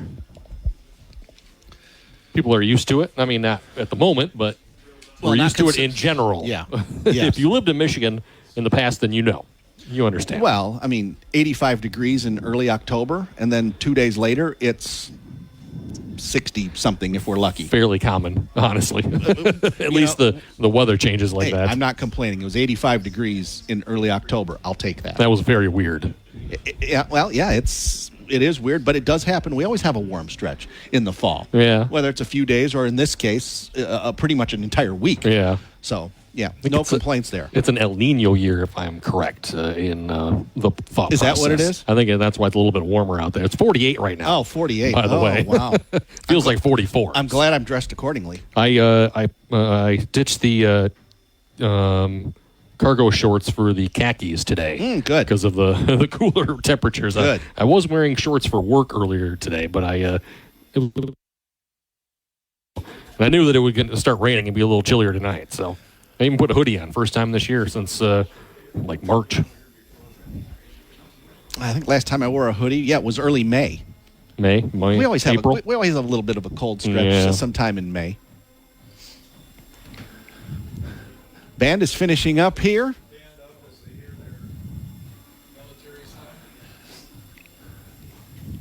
So we got what? How many officials we got out there? 5, 6-man crew? It's a 6-man crew. 6-man crew. All right. For the CAAC White matchup. There we go. And, hey, you know what? If Charlotte can somehow win this game, they could potentially get a piece of the championship depending on what happens next week. So it's an important game for them. For Charlotte. You figure Charlotte's going to make the playoffs, win or lose here, but it would be more for positioning and with an opportunity to potentially get a share of the league championship. But if Portland wins and if Sexton wins tonight, next week's game will be for the outright CAAC White Championship. For Charlotte, they made the playoffs 3 consecutive seasons after missing it 6 years before that. Obviously, in 2020, it was different. Everybody made the playoffs in 2020. But they went 9-2 last year, and that was their best season since they went 11-1 in 2004. Had some quarterback injuries last year. Mm-hmm. They had some issues, especially in the Portland game we did. Right. They were missing their starting quarterback. They did make it to the district final last year to the Orioles, but they lost to Hastings 23-13. I think they had lost to Hastings 2 or 3 years in a row in the playoffs that they've been in. So they've run into the Hastings a couple times in the playoffs. Regionally, obviously. The Saxons, that's it. I was trying to think of the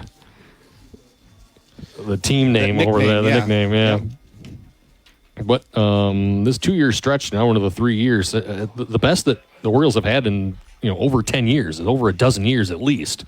I mentioned 2004 was the last time when they had 11-1. They made the Division III semifinal that year. So it's been quite a while. It's 2003 now, so it's been 20 years. And Portland is they were state champions in Division 5. In Division 5 in 2012, and they were runners up in 2018 in the very same division. This year, Portland Division 4. This year, moved up a little bit, one division. They made the semis in 2021, and they made the regional final last year.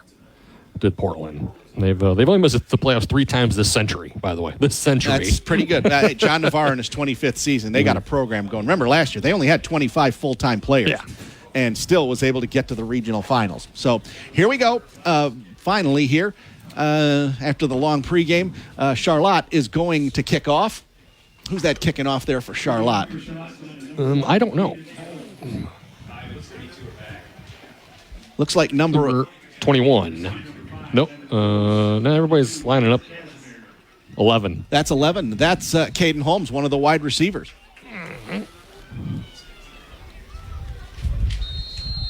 So here we go. Holmes kicking off. It's a squib kick right up the middle. It is going to be fallen on by Portland at their own 34-yard line. Looks like number 42, Mason McGregor, a junior, he fell on it. It looked like it hit him in the foot, and it bounced in front of him. It rolled in front of him, and he just decided to fall on it to keep the possession.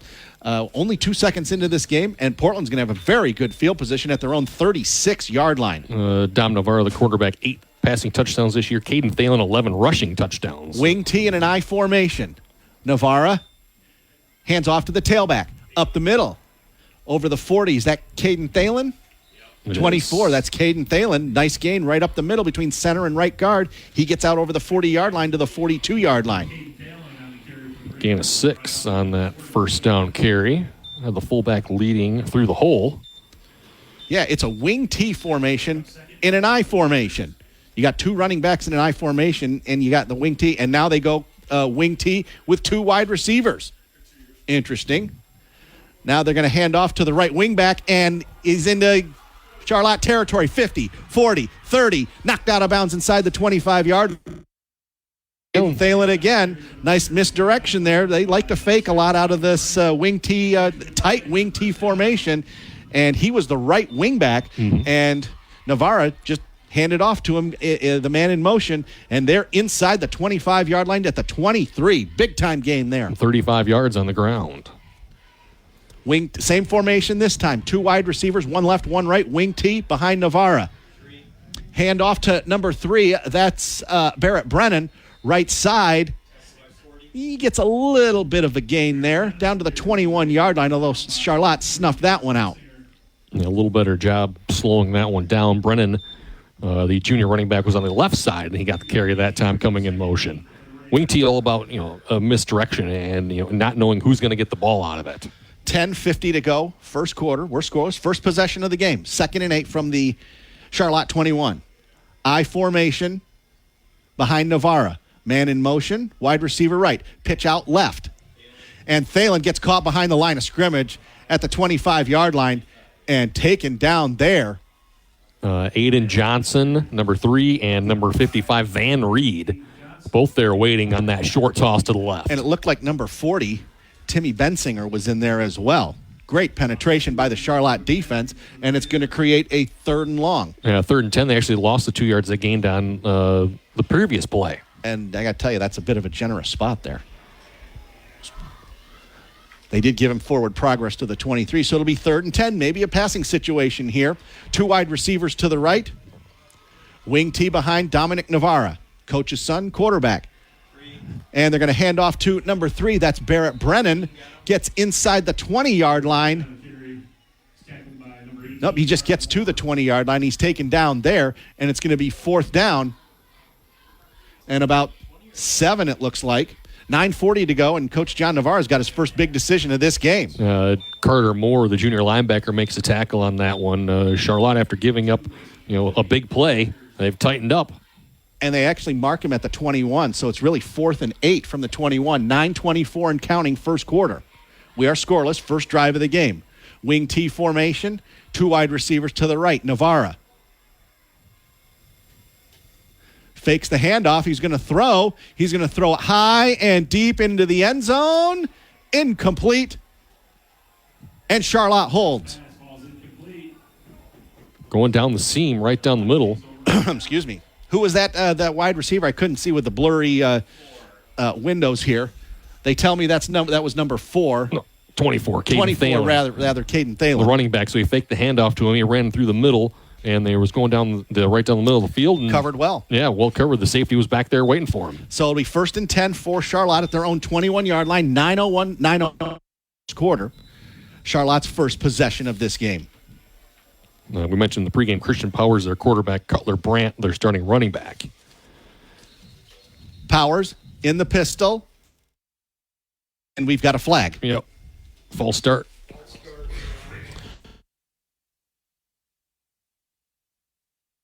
Before they got set.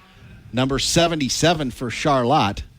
That would be Reed Blasius, a junior offensive lineman. So it'll be 1st and 15 from their own 16-yard line. Powers in the pistol. Hands off to the running back. Gets out over the 20 to the 21, maybe? Cutler Brandt. That was a handoff to Cutler Brandt. They get to the 21, so they get the penalty yardage back, so it's going to be 2nd down and 10. 8:48 and counting first quarter. We are scoreless. This is Charlotte's first possession after stopping Portland at about the 20-yard line. Powers throws out to the left. It is caught out over the 20, the 25. Close to a first down, but not quite.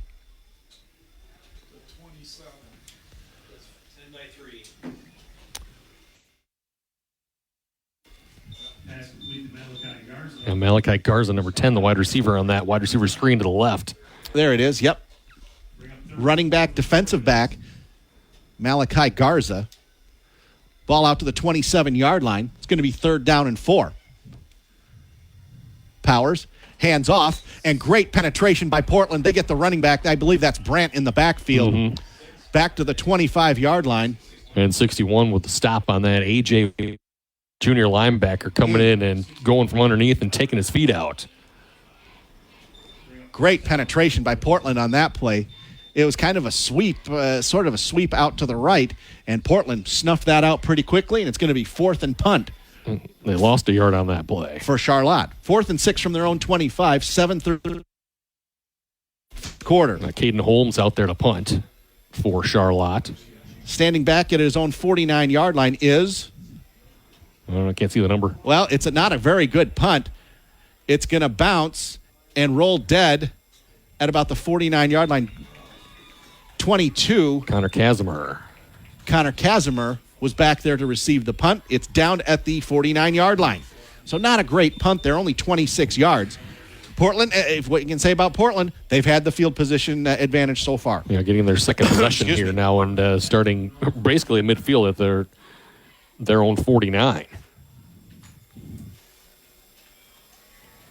Both teams had their chances, and Portland did pick up a first down on their first drive, but they got it down to the 21-yard line? Mm-hmm. Wing T formation, 2 wide receivers to the right, Navarra under center. Hand off to the right wing back. Ball's on the ground. Ball's on the ground. Fumble. And recovered by 24, Caden Thalen. He got the handoff. He was that right wing, and the wing T came in, got the handoff, lost the ball, but it came right back into his gut. More great penetration by Charlotte. And it's going to be 2nd down and 10 at their own 48-yard line. They lost one. Second 11, rather, yeah. Fortuitous bounce right back to Caden Thalen on that one. Like I said, the weather all extra slippery.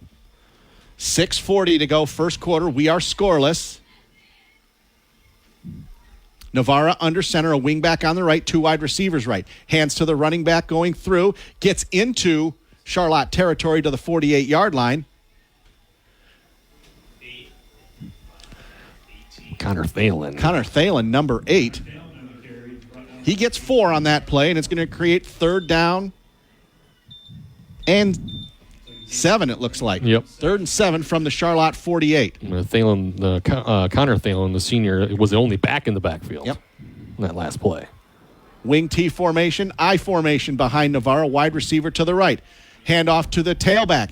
Inside the 45, broken a tackle. Inside the 40 to the 39. First down. Caden Thalen. Thalen again broke a couple of tackles and got himself a first down. Got through that initial burst through the line. The line had created enough little hole for him, and then he did the rest. You're right, broke a tackle and got away. Needed 7, got 9. Ball on the Charlotte 39-yard line. 5:50 and counting first quarter. We are scoreless. Charlotte at Portland. Week number after tonight. Navarra, Dominic Navarra, coach's son of the coach, John Navarra, brings him up to the line. Wing back on the right, now goes in motion, hands off to the running back. Inside the 35, 34, is that Caden Thalen again? Connor Thalen. 18 got him. 18-10. Knocked down by number 18, Carter Moore, junior linebacker. Nice gain of 5 yards there, down to the 33-yard line. And now we got a whistle and an official's timeout. Looks like number 3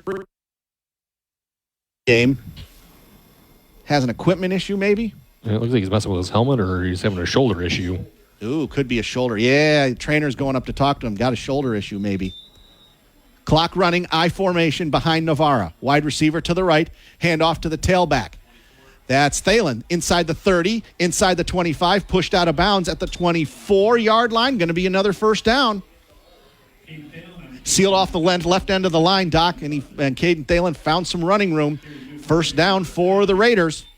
4:59 to go, first quarter. And that first drive, the one big play by Thalen, and then Charlotte stiffened up on that. And that's 10-yard game, by the way, for Caden Thalen. It is 10, yep, down to the 23. Now the offensive line for Portland's starting to get a little bit more of that pushback and creating some running lanes. Wide receiver to the right. Wing back on the right. Not a full wing T, but an I formation. Handoff. Thalen again. Inside the 25, goes left side. We got a flag down at the 22-yard line. Eric, you're making a motion for a face mask. I think Carson Burkampus, the man who was tackling Caden Thalen, I think he grabbed the face mask on the attempt of the tackle. Officials are conferring right now. It was thrown by the line judge closest to us. Personal foul, face mask. And that's what it is. So, foul occurred at the 24-yard line, so probably, half the distance to the goal. See where they marked the ball.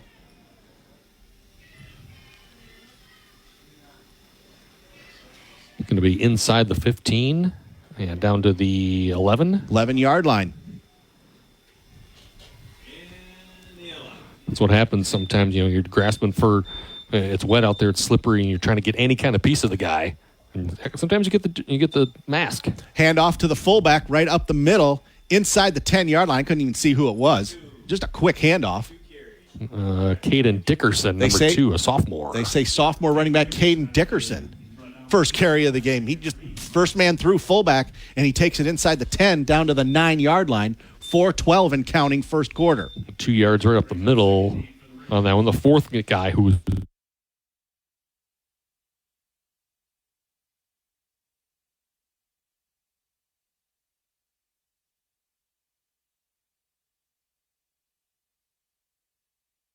about the 8-yard line and stood up there.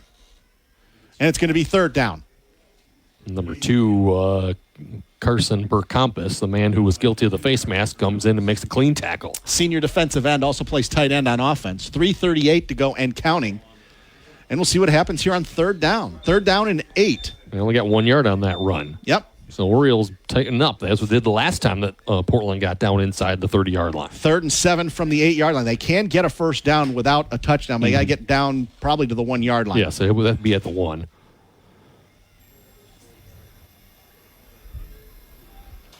Navarra brings him up.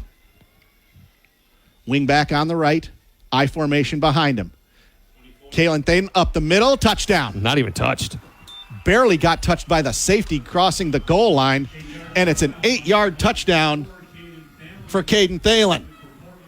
And that's his 12th rushing touchdown of the year. And, you can't even really call that if you're already crossing the goal line and somebody touches you, you're basically untouched on that run. All right, so kicking here for Portland looks like number 7. Is that number 7, Aiden Pulling?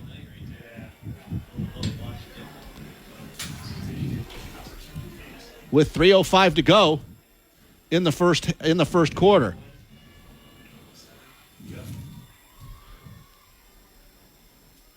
Waiting for the snap. Well, we got a whistle. Offsides. Somebody was leaning across into the neutral zone for Charlotte. And now looks like Portland's going to go for 2 as they're going to move the ball half the distance. So now Portland's going to go for 2. Change their minds. They'll go for 2 with 3:05 to go in the first quarter. Caden Thalen, an 8-yard touchdown run, and now they'll go for 2 from the 1.5-yard line. Basically 7.5 feet away. Yeah, and I would imagine Caden Thalen's probably... Handoff, Thalen. And he gets into the end zone. 2-pointer is good.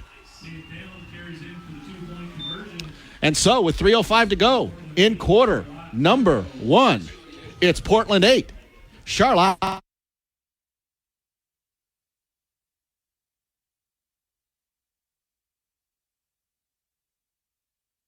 The Game, 7:30 a.m.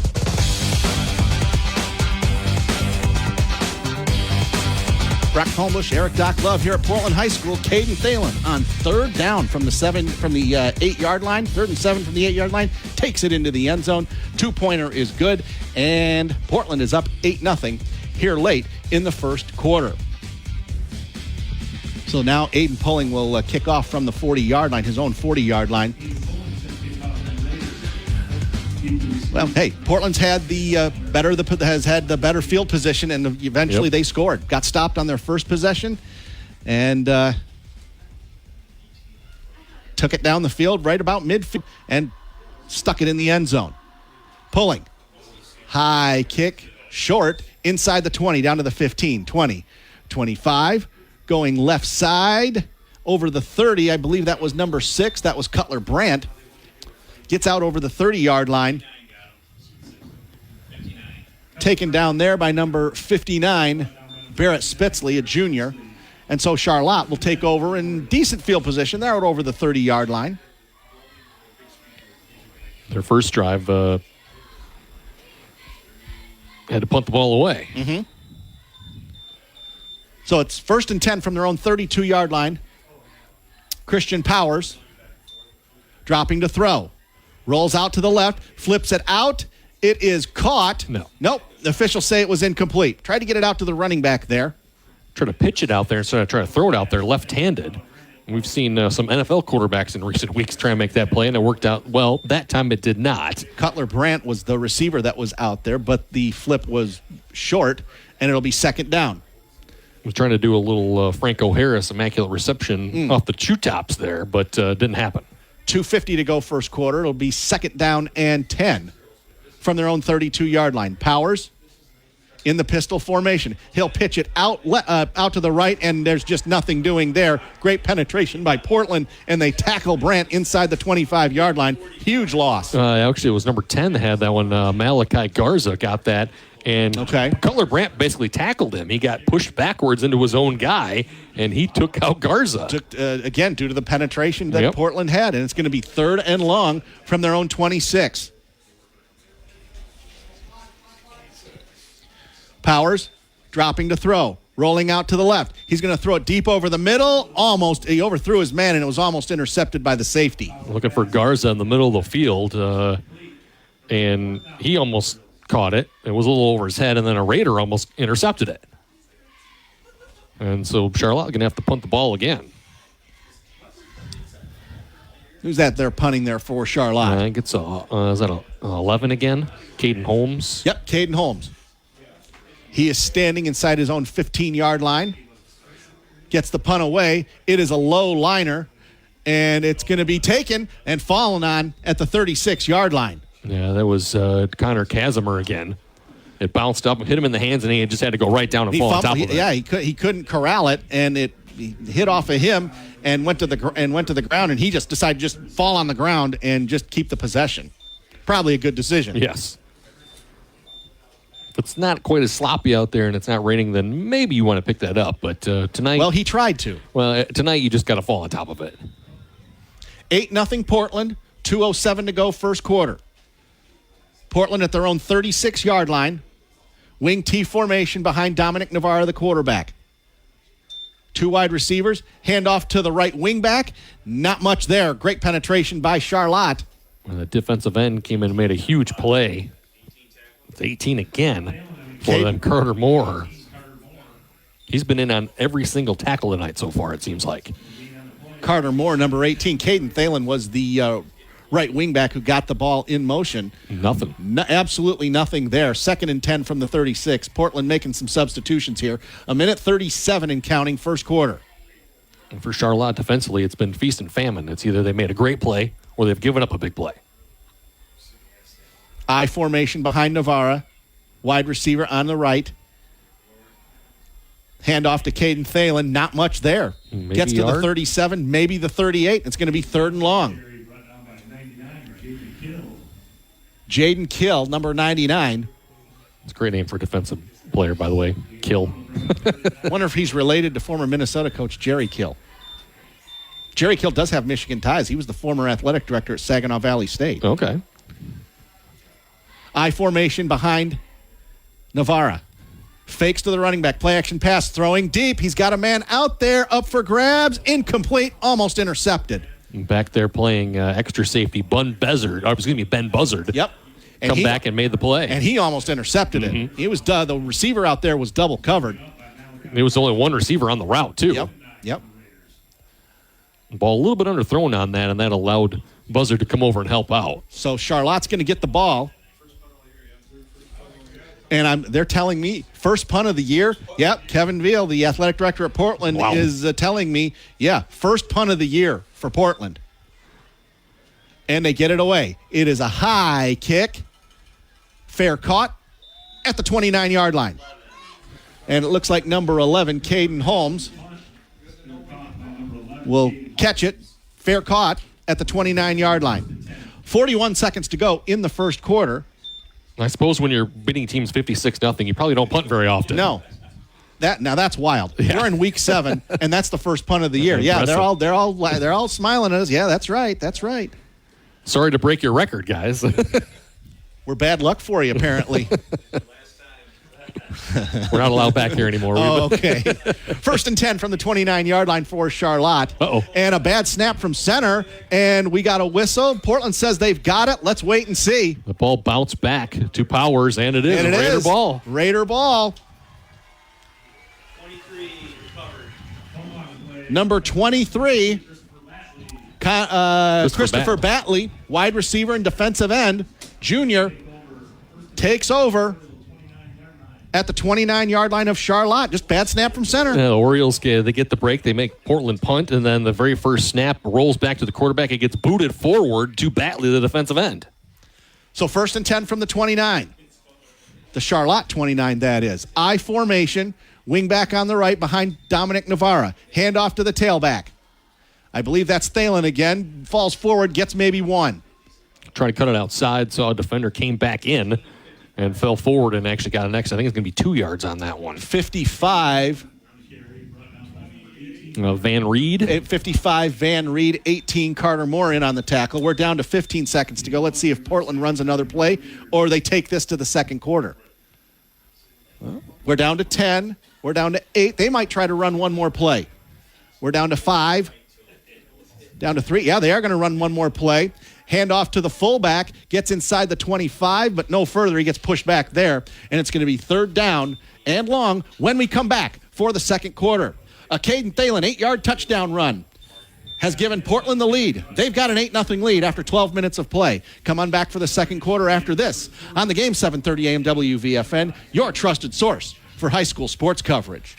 Lansing Sports Station. The game, 7:30 a.m.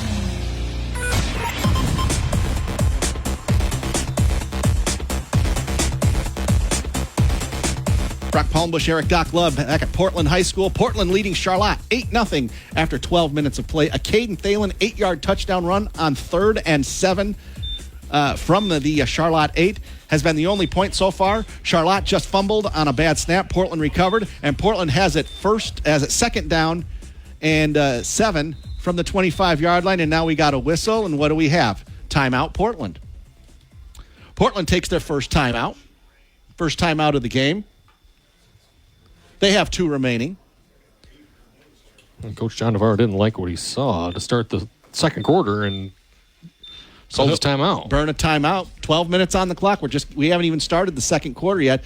It will be 3rd down, and they say 5. It's really closer to 6 as we start quarter number 2. We'll have halftime stats and analysis and try to get you as many scores as we possibly can from around the mid-Michigan area. Let's see if I can find one for you right now. As we will keep the timeout right here. Leslie 12, East Jackson 8. Okay. Leslie trying to get to 3 and 4 on the season. Olivet and Lakewood scoreless after 1 in the CAAC White. Been a struggle for both of those teams this year. First year in the CAAC White. And that's all I got for you. We'll have more at halftime. We're getting ready to start the second quarter after the Portland timeout. I formation behind Dominic Navarra. Wide receiver to the right as well. Now they hand off to the right wing back. Gets inside the 25 to the 23.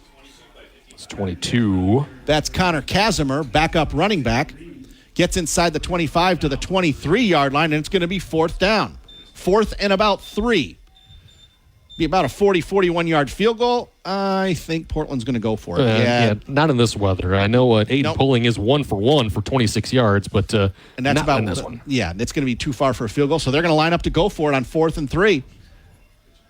Navarra dropping to throw. Throws it deep over the middle. Knocked away. Incomplete. Charlotte holds. Ben Buzzard knocking the ball away again. Second time he's done that tonight. Yep. Safety's been back there and doing his job. And good protection from Navarro. He had plenty of time and then let that one go. But Buzzard able to come in and knock it away. And Portland, for the second time in this game, yep. Charlotte's able to turn Portland aside inside the 25-yard line. Let's see if Charlotte can do anything with this here. They have the ball on their own 23-yard line, going from right to left here in this second quarter. Brock Palmbos, Erik Doc Love here at Portland High School. Portland up 8-0 on a Caden Thalen touchdown, 8-yard touchdown, and then the 2-point conversion. Handoff up the middle. Cutler Brandt across the 25, maybe to the 26, and then he's snowed under by the center of the Portland defense. Gonna give him Dickerson, the tackle. Gonna get him the 26. Who was that on the tackle again? Number 2, Caden Dickerson. Okay. So 2nd and 7, gain of 3. Charlotte turned the ball over in their last drive. Bad snap on the first one of the play. But the defense bailed him out. Pistol formation. Handoff up the middle. That's Brandt. He's open. He's over the 35, and he's taken down hard at the 37-yard line. And now we got a late flag. Ooh. Wow.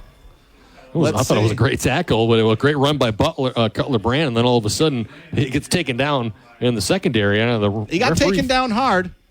Referee way back there threw that flag.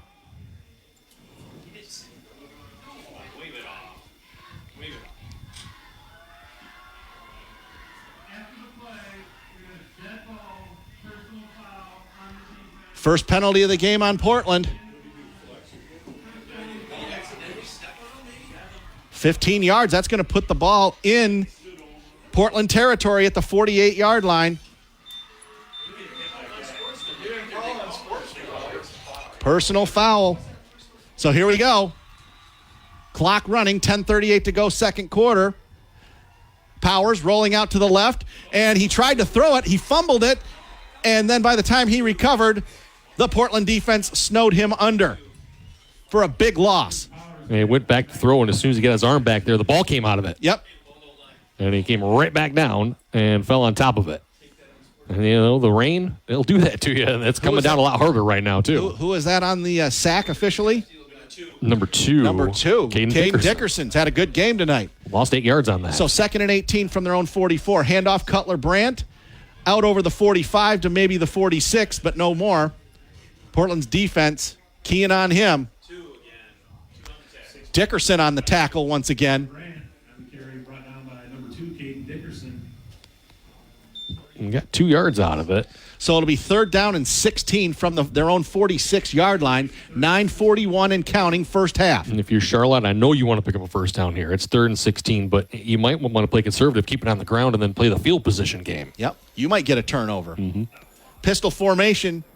Powers dropping the throw, rolling out to the right, motioning. He throws it out to the right. It's complete into Portland territory inside the 45, out of bounds, 44, maybe the 43-yard line. 15 by 14. Pass complete to number 15, Ben Buzzard on the catch. And it's going to be 4th down from the Portland 45. It'll be 4th and about 7. So we got 9 out of it. And is Charlotte going to go for it? Well, they're going to line up to go for it. Interesting. Powers dropping to throw. Flares it out to the right again. Taken at the 40, inside the 38, inside the 35. First down. Broke a tackle right at the first down marker. Cutler Brandt broke a tackle and got the first down. Risky play there on 4th and 7, Doc. He was the running back, came swing out in the pattern. Nobody got there. The corner tried to make a tackle. He sidestepped that one, and then they pick up the first down. They mark him at the 34-yard line of Portland, 1st and 10, 4th and 7, and they got 11. 9:12 to go. Clock is stopped. He did get out of bounds, so clock is stopped. And it was a risky play, and it worked out in their favor. Powers in the pistol formation. Going to hand off to Brandt up the middle. Tailback. Gets down to about the 32-yard line, going right side. So it'll be 2nd and about 8, it looks like.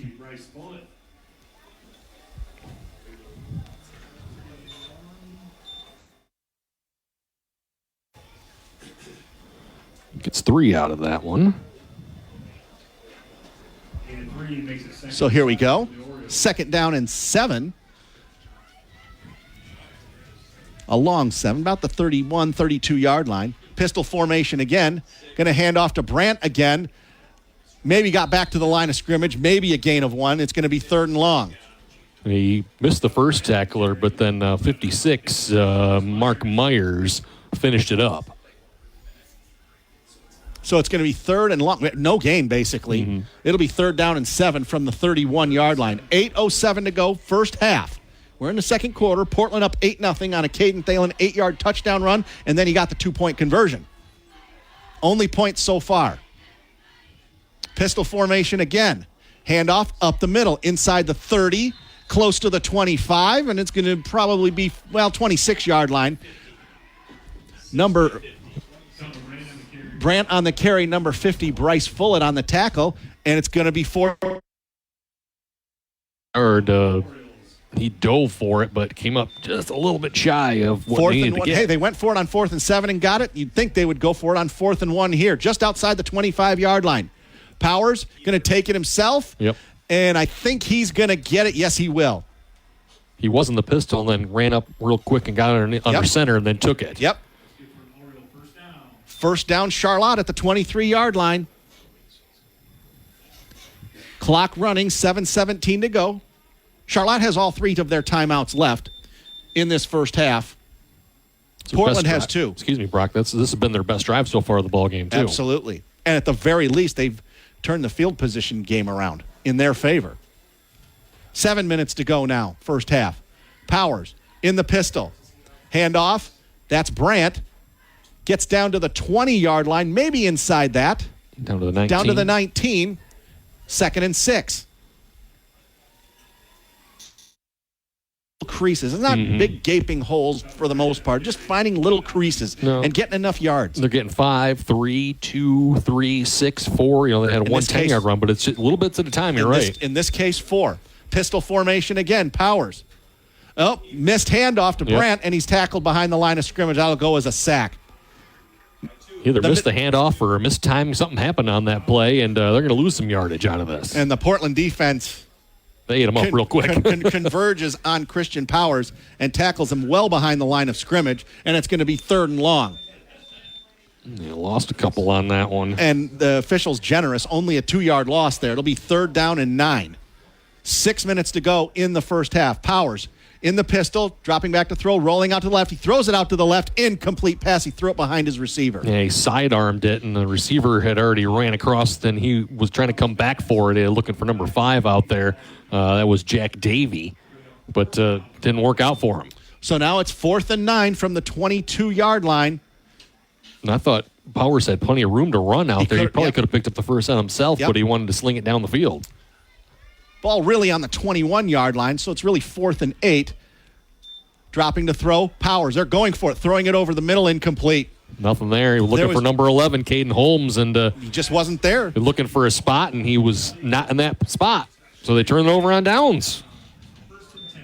Drive best empty drive again. of the game. It comes up empty. They get stopped on their own on the Portland 22-yard line, and it'll be 1st and 10 Portland. 5:50 and lots of time. 2 timeouts left. Yep, 5:50 to go. 2 timeouts left. But at least if you're Charlotte, you're at least flip the field position game around. 1st and 10 from their own 21-yard line.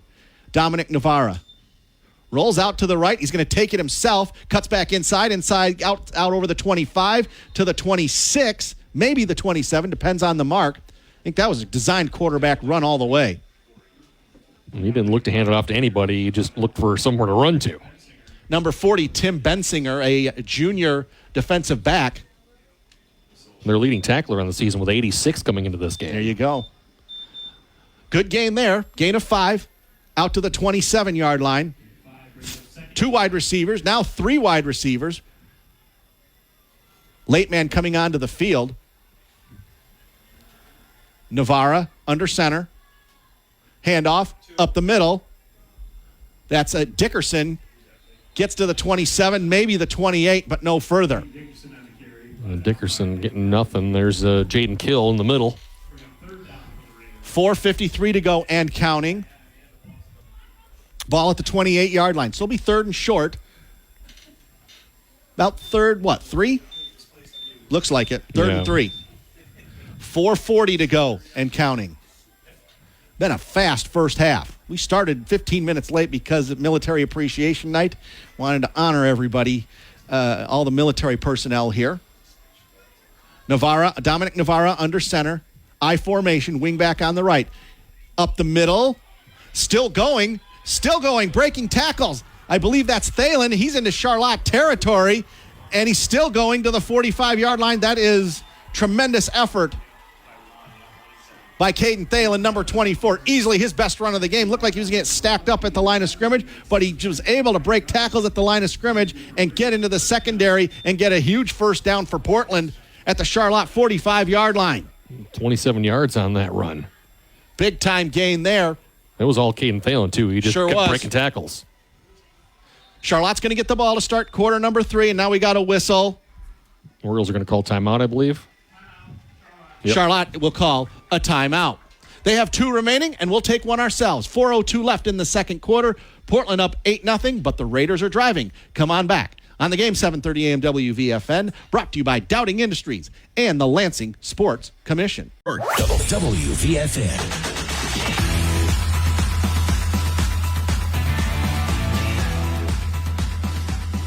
Brock Palmbush, Erik Doc Love here at Portland High School coming out of the Charlotte timeout. Both teams with 2 timeouts left. Portland with the ball on the Charlotte 45-yard line. Battle for second in the CAAC Red. It is 7-7 apiece between Williamston and Hazlitt. That game at Hazlitt High School, Jamie Gent Stadium at Hazlitt High School, does not surprise me in the least. 8:15 left in the second. DeWitt 46, Okemos nothing. DeWitt's going to get to 4-2 on the season. Handoff to the deep running back, Navarra, to, I believe that's Thalen again. to the 42-yard line. It'll be 2nd and 7. Number 18, Carter Moore on the tackle, the junior linebacker. Thalen now 14 carries here in this first half. Real bell cow out there for Coach Navarra tonight. Ball at the 42-yard line. It'll be 2nd and 7. 3:34 and counting first half. Portland with 2 timeouts left. Charlotte with 2 timeouts left. Wing T formation behind Navarra. Handoff to the left wing back. Outside, inside the 40, down to the 35, maybe the 36-yard line, close to a first down. They may have it.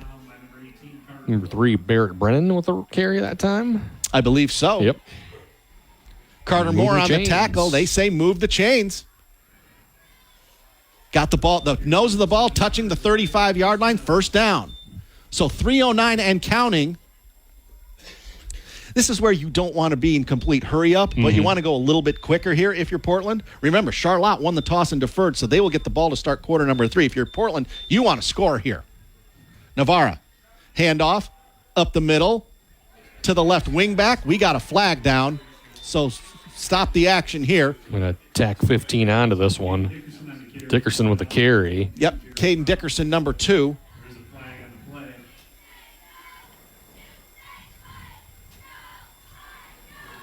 Again, slippery conditions. You're reaching out there trying to get any piece of somebody. And sometimes you get the face mask. That's the 4th penalty of the game on Charlotte for 35 yards. Portland committed 1 penalty for 15 yards. So they'll put the ball inside the 20-yard line down to the 18-yard line. 2:49 to go first half. Portland up 8-0. And they were inside the 15 last time and got turned away. Yep. Clock running. 2:40 left in the first half. I formation behind Dominic Navarra. Pitch out left. That's Thalen. He breaks a tackle, and they say he was down. Knee was down behind the line of scrimmage. They're trying to make a cut, and it's slippery out there, and his knee went down. And they'll lose a couple yards. Back to the 22-yard line. It's going to be 2nd down and long. 2:18 and counting. 2nd and 13.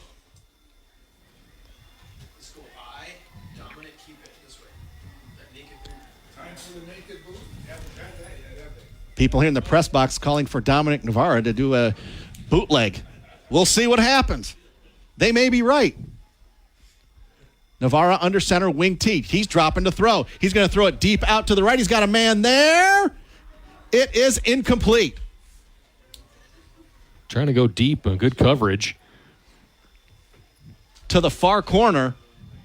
And who was that receiver out there? Trying to see. Everybody's looking. Number 2, it was Caden Dickerson. He was out there. Ben Buzzard, the defensive back, was out there. 23, Christopher Batley. Buzzard again making a play? Oh, so it was Batley on that. Batley okay. Looking for him in the corner. So it'll be 3rd down and 14 from the 22. 1:49 to go, first half. Both teams with 2 timeouts left. It's actually the 21-yard line. 3rd and long. Navarra under center. Wing on the left. Running back behind him. 2 wide receivers left. Handoff up the middle. Looks like that is number 8, Connor Thalen, inside the 20. Ball came out, but I think it was after he'd already hit the ground. I think so. He's down at the 19-yard line, and it's going to be 4th down, and we got a whistle. Hang on. Charlotte will call their 2nd timeout. So it's going to be 4th down and 11 from the 19-yard line, or 4th and long anyway, from the 19-yard line. So we'll take 30 seconds and come back. Game 7:30 a.m. WVFN, brought to you by Dowding Industries and the Lansing Sports Commission.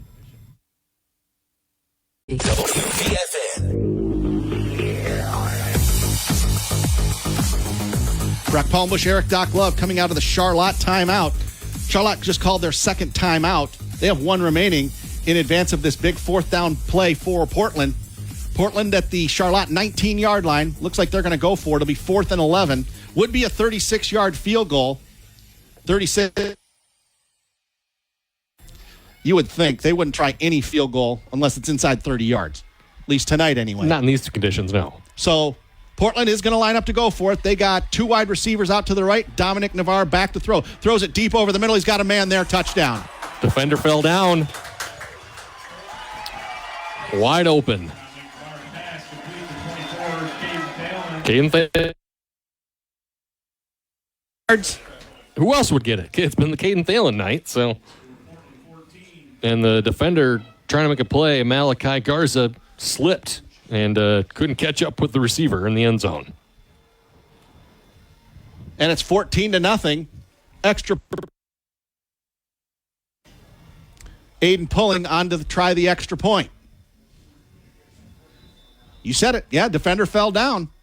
And it turned out to be an easy touchdown. Low snap. Able to get it away is pulling, and the kick is good. So with 1:28 to go in regulation, not regulation, the second quarter. Well, yes. First half. It's 15-0 Portland. So now if you're Charlotte, you have one timeout left. You have 1:28 to go. You do get the ball to start quarter number 2. Mm-hmm. So you have that going for you. But now you're down by 2 touchdowns. You're hoping that you can get a good return here and get something with that 1:28 and a timeout left. Yep. As we cross the 8 o'clock hour, I want to let you know you're listening to your trusted source for high school sports coverage. The game, 7:30 a.m. WVFN East Lansing, a Town Square media station. Brock Palmbush, Erik Doc Love at Portland High School. Portland leading Charlotte 15-0. A Caden Thalen 8-yard touchdown run in the first quarter, and then the subsequent 2-point conversion gave the Raiders an 8-0 lead. And then Dominic Navarre to Caden Thalen at 19-yard touchdown pass. Extra point was good by Aiden Pulling, and it's 15-0 Raiders with 1:28 to go in the first half. Aiden Pulling set kickoff for the Raiders. Deep to receive number 6, Cutler Brandt. Number 11, Caden Holmes. Caden Holmes and Cutler Brandt back there to accept the Aiden Pulling kickoff. So here we go. Here's the kick.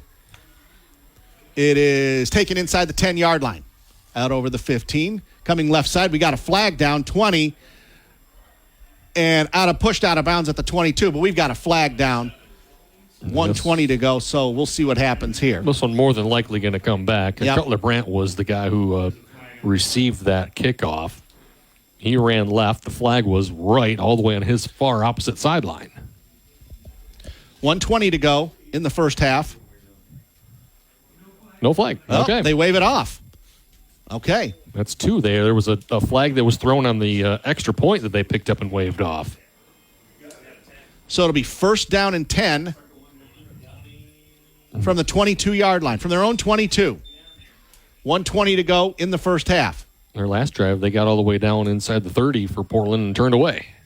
Christian Powers, hands off to Brandt. Right side, out over the 25, maybe the 26. And it'll be second down.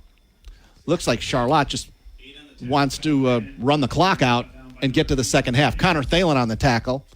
Gets to the 26-yard line. It's a gain of 4. Well, now it's kind of hurry up here. Under a minute to go. Powers in the pistol formation, dropping to throw, looking. Throws it out to the left. It's caught by Brandt. 30, 35. Wow. 37-yard line. Heck of a catch there. Defender number 2 didn't get his head around. That was, Caden Dickerson. And he grabbed Brandt. It could have been a flag, but it was caught. First and 10 from the 37-yard line. Gain of 11. Nice throw by Powers on an even better catch by Thalen. 48 seconds and counting. Brandt, excuse me. Charlotte with 1 timeout left, 45 seconds to go. Dropping back to throw his Powers, and he gets away from the pressure. He's going to throw it out to the right, and it's intercepted. Intercepted. Inside the 30, inside the 20, and it's going to be first and 10. We've got a flag, though. Chris Batley, the defensive end, goes up after looked like it's going to be a sack. Powers ducks underneath 2 defenders, throws the ball. Batley goes up, picks it off. And he was really trying to knock it down. Yeah. And then there's legal block in the back on Portland on the return, though. So it'll bring it back, but nevertheless, it's still Raider ball. 10-yard penalty. That is a 10-yard penalty, right? So second penalty for Portland, but they've got 33 seconds and 2 timeouts left. About a weird play, man. How about a great play before that with Brandt catching that ball, or the ball going right over the defender, and they pick up the first down. And then Powers ducking between two guys who would be sack guys. And Batley, who was just going up to try to knock the ball down, ends up intercepting it. And went right into his hands. Yeah. So 1st and 10 from the Charlotte 38-yard line. 33 seconds to go. Navarra under center. Hands off. Thalen, left side, inside the 35, down to the 31, 32-yard line. And I think Portland's going to call a timeout, and yes, they do. Mm-hmm. Yeah, he was staying in bounds. Aiden Johnson made sure that he did stay in bounds. 24 seconds to go, so Portland calls one of their 2 remaining timeouts. They have 1 left. 2 turnovers for Charlotte. Portland did not score on the first Charlotte turnover. So the Raiders trying to capitalize this time? Exactly. 24 seconds to go, first half. It'll be 2nd down and about 5 from the 33-yard line.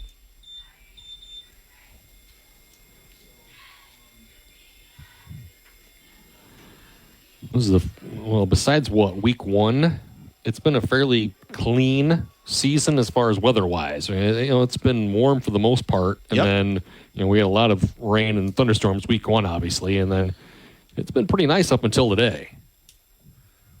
Gain of 6, closer to 6, 5 or 6 yards. So it'll be 2nd and a short 5 from the 33.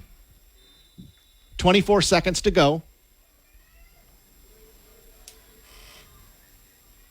Navarra under center.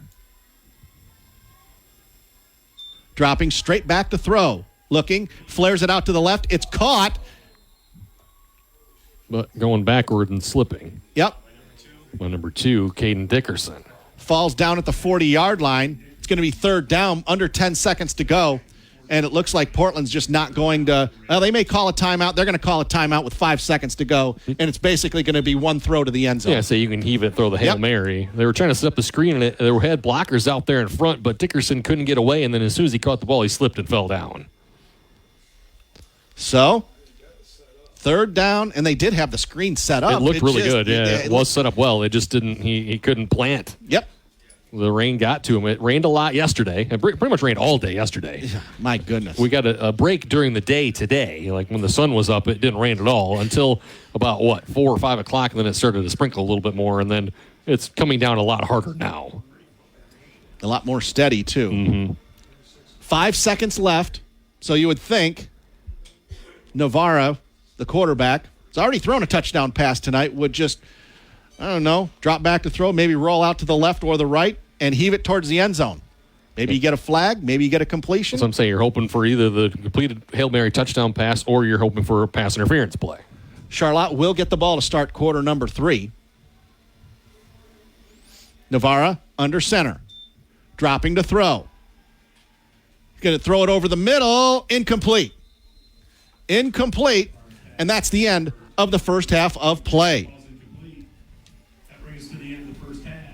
The favored Portland Raiders lead the underdog Charlotte Orioles 15-0 after 24 minutes of play. We'll have halftime stats and analysis coming up on the other side of this break. But right now it's time for another edition of This Week in High School Sports with John Ross. The number of football coaches with 400 wins grows by 1, and Good Sports Are Winners comes to life at the Sportsmanship Summit. I'm John Ross, and this is This Week in High School Sports, powered by Michigan Student Aid. A 6-0 start to the season for Jackson Lumen Christi has given head coach Herb Brogan 401 career victories. The 400th win came on September 22nd against Dearborn Divine Child, and made Brogan just the 3rd member of the 400 Wins Club. John Harrington with 443 and Al Fracassa with 430 are the only 2 ahead of Brogan on the list. Brogan took over Lumen Christi in 1980 and has had only 2 losing seasons. The Titans have won 10 state titles under Brogan. The Class B state title in 1996, 5 Division V titles coming in 2000, 2001, 2003, 2004, and 2009. 3 Division VI titles. Those were in 2016, 2017, and 2018. And the Division VII title last year. After opening the 2022 season with 3 straight losses, Lumen Christi has since rattled off 17 straight W's and has already clinched at least a share of the Detroit Catholic League AA League title, their first year in that conference. The Titans currently sit atop the Division 7 playoff points list, and in Week 7 will be playing Traverse City St. Francis, the team they beat in the 2022 finals. For a list of all-time coaching records, be sure to check out MHSAA.com. It's time for Game Balls, when we highlight a trio of standout performances from the last week. First, Drew Hackney of Muskegon Mona Shores. The senior won his 4th straight Greater Muskegon Athletic Association tennis title. He defeated North Muskegon's Luke Hall 6-love in the final match. Freeland's TJ Hansen turned in a blistering cross-country time of 14 minutes, 46.3 seconds in winning the Shepherd Blue Jay Elite Race. The time is a personal best for Hansen. And Manchester running back Blake Sloan. He set a new school record with 6 rushing touchdowns in a single game as Manchester beat East Jackson 55-8. For high school seniors, the matchup of the year isn't on the field. It's actually online.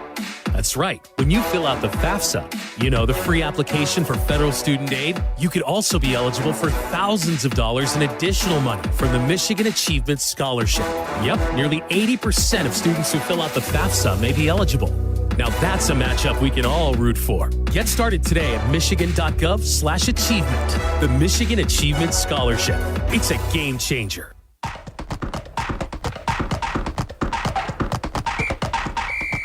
Our weekly Be the Referee feature takes a look at the fine art of officiating with registered official Paige Winnie. You're sitting at a volleyball match and hear the parents in the stands yell double or lift. What do those terms mean and why are they yelling them? Double refers to double contact. That's when a player hits the ball twice in a row or if the ball touches 2 parts of the player's body in succession. If a setter hits the ball with one hand then the other, even if immediate, it's a double. She needs to set the ball with both hands at the same time. A lift is when the player, typically a setter, has prolonged contact with the ball and results in throwing or redirecting the ball back into play. The ball doesn't rebound off the player's fingers or hands, but it is directed by the player. The official on the stand at the net is in the best position to notice these fouls. Thanks, Paige. Now more than ever, we need officials. If you're interested, please go to the MHSAA website now to register. Sportsmanship is one of the most important aspects of educational athletics. And along with scholarship, safety, and an appropriate scope, it is one of the MHSAA's 4 main core values for school sports. Winning is great, but good sportsmanship helps develop habits that can be used well beyond the playing field. For more than 20 years, the MHSAA has provided a sportsmanship summit experience to students across Michigan. Workshop sessions focus on sportsmanship both on and off the court and feature hands-on activities, including one session developed and instructed by members of the MHSAA Student Advisory Council. Summits will be held November 6th in Kalamazoo, November 7th in Lansing, November 8th in Troy, and November 13th in Traverse City. Each site is limited to 225 attendees, so be sure to register now to reserve your space. Registration materials and other information can be found online at MHSAA.com. You've been listening to This Week in High School Sports, powered by Michigan Student Aid, a production of the MHSAA Network. Thanks for joining us. I'm John Ross. We'll see you next week. WVSA Lansing Sports Leader.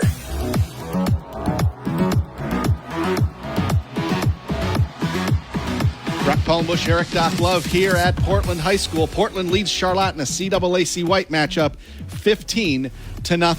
Dowding Industries presentation of high school football brought to you tonight and all season long by the Lansing Sports Commission. No matter the sport, the Lansing Sports Commission can make your next event your best event. Plan on something greater. Find out more at lansingsports.org.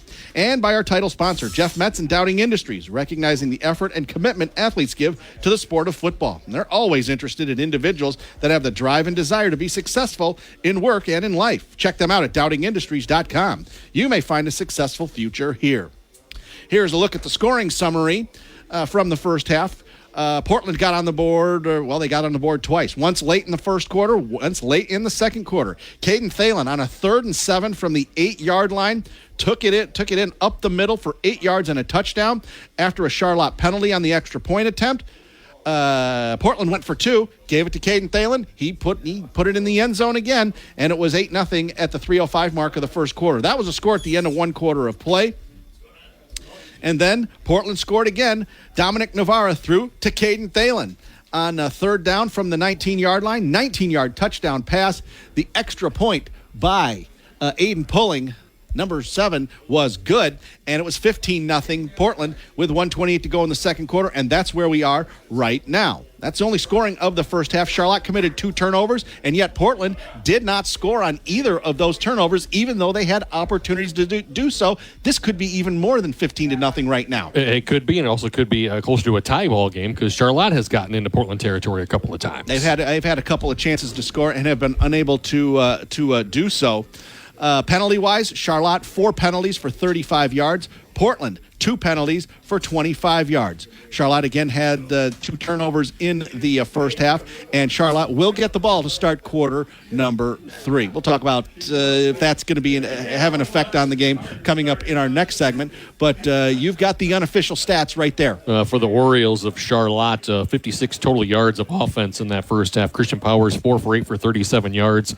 Cutler Brandt 10 carries for 33 yards. They've been really having to rely on Brandt a little bit. Powers did have an interception, by the way, in that first half. They've had to rely more on the ground game than their offense. They're more of a passing team, but in this weather, they've had issues. I remember one time Powers dropping back to throw, and he lost control of the ball as soon as he cocked his arm back to throw it, and had to kind of pull it back in and got sacked. Well, and we're looking at it here, 37 and 33. That's 70 yards. How are they coming up with 56 total yards? Well, sacks. Yeah, they've lost yardage on numerous plays. 8, -8, -6, -1. And they just haven't been able to move the ball very well in the first half. And, that third quarter might be a big one for Portland in the first half. 147 unofficial total yards for them. Caden Thalen, 16 carries, 100 yards even, and a touchdown. Also has that 19-yard touchdown reception. And Dom Navarra, 2 for 6 for 11 yards and a touchdown. He did have that 19, but they lost 8 yards on a screenplay. That's correct. Yeah, that's right. So that's been it right there. Caden Dickerson, number 2, the sophomore had some carries, had a few carries as well. But yeah, Caden Thalen, been the best player tonight. He's got the touchdown. He's got a touchdown catch or touchdown run and a touchdown catch, and he has the 2-point conversion. Obviously, player of the game so far for Portland. They're ahead 15-0 after 24 minutes of play. Charlotte will get the ball to start quarter number 3. Coming up on the other side of this break, we'll get to scores from around the mid-Michigan area. We'll just give you what we have via the Twitterverse. That's coming up after this 2-minute timeout. Here on the game, 7:30 a.m. WVFN, your trusted source for high school sports coverage, brought to you by our title sponsor, Jeff Metz and Dowding Industries, and the Lansing Sports Commission. Lansing Sports Leader, WVFN.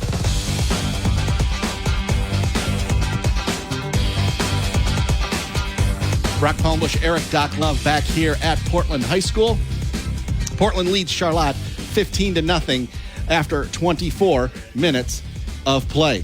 Taking a look at some of the action around the area here, we do have one final. Fowlerville has beaten Eastern 28-6. In the CMAC, Langsburg leading Dansville 35-0. They're getting ready to start the second half down at over at Langsburg High School. Halftime in the CAAC Blue, East Lansing 14, Waverly nothing. DeWitt leading Okemos 53-0. They're just before the half. Also just before the half, Leslie 20, East Jackson 8. Olivet and Lakewood scoreless at the half, and they are playing in a downpour at Lakewood High School. Looks like, is that Lakewood High School, I think? Yep, it is. Yes. They're wearing the dark uniforms. They are the home team. Yeah, you can look at the one. It's just absolute downpour there. Not surprised. This was 25 minutes ago, but nevertheless, it was 7-7 halftime score between Williamston and Hazlitt. I haven't seen any more updates since then. No. So, probably raining there, too, so you never know. Probably not anymore. Still looking at the here we go. Olivet has broken that tie of 0-0, 6-0. The Eagles have scored 9:42 left in the third quarter. That also a CAAC White matchup. Yep. Vermontville Maple Valley losing to Grand Rapids North Point Christian in an 8-player football 20-0. Okay. That would be their first loss of the season. if that happens. Mm-hmm. Not quite this area, but Chelsea 21, Jackson 14. No, Chelsea's good every single year. Yep. They won the state title, 2 or 3 years ago, in one of the most unbelievable fourth quarters I've ever seen.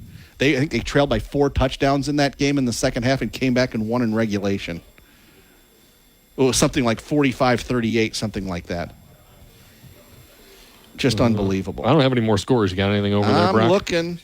I've refreshed several times here and haven't gotten anything, so not as many updates tonight as there usually is. And we're a little further on, obviously. We are, yep. Since we had a late start. We did start 15 minutes late as it is Military Appreciation Night and wanted to take time to honor all the military personnel that are here this evening. And, okay, we'll scores as we possibly can once we get into the post game. So, Doc, keys to the second half. Charlotte's going to get the ball to start quarter number 3, and keys for them coming up in half number 2. Take care of the ball, obviously number 1 with 2 turnovers. They were lucky that Portland was unable to score on either of those turnovers in this one, but taking care of the ball, number 1, and number 2. I know it's tough to pass, but they need a big play in the passing game, Brock. They need something down the field. Cutler Brandt has been their main guy. He's got 10 carries in that first half, but it's been small chunks here and there, 4, 3, 2. They need something big down the field if they want to get back into this ball game. So taking care of the ball, number 1 key. Number 2,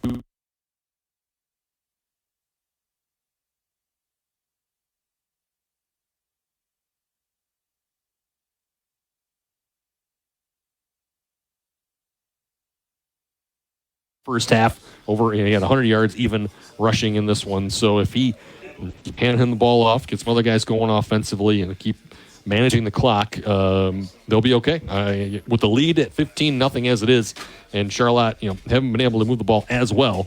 You don't have to make too many changes at halftime if you're Coach John Navarro, because they've been playing well enough that you don't need to do anything drastic. Yep, well enough defensively, getting the job done here. Both teams out on the field doing their stretching.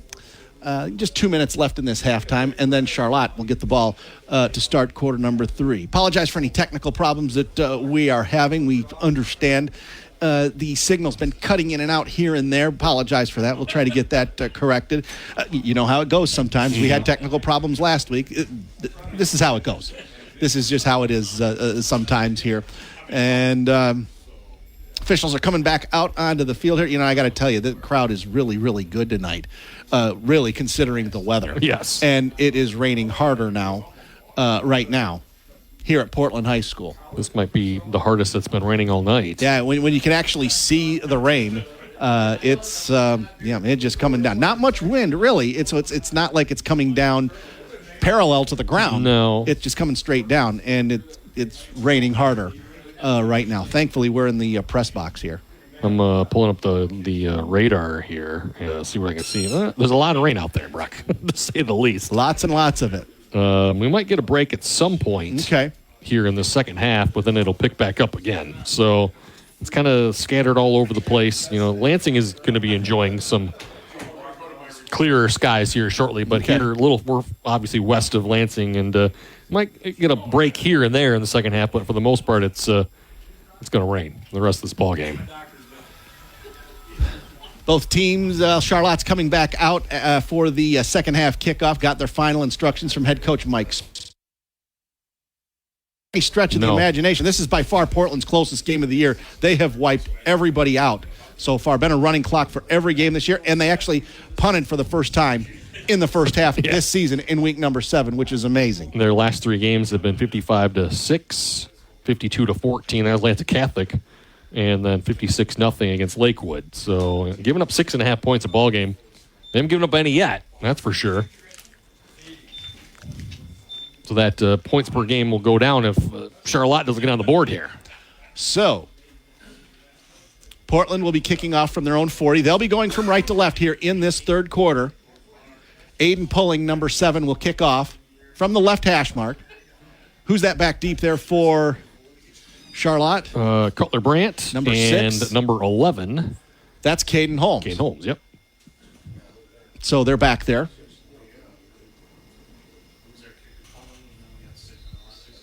"12 minutes are on the clock." Looks like the windows here have cleared up a little bit. Little help. It'll help a little bit, yes.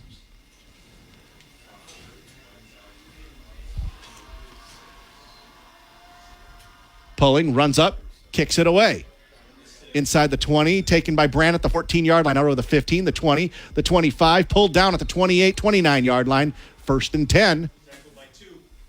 And Caden Dickerson with the tackle. Had a good game tonight, has Dickerson. 1st and 10 at their own 28, 29-yard line. We'll see where they mark it. We call it the 29. Okay.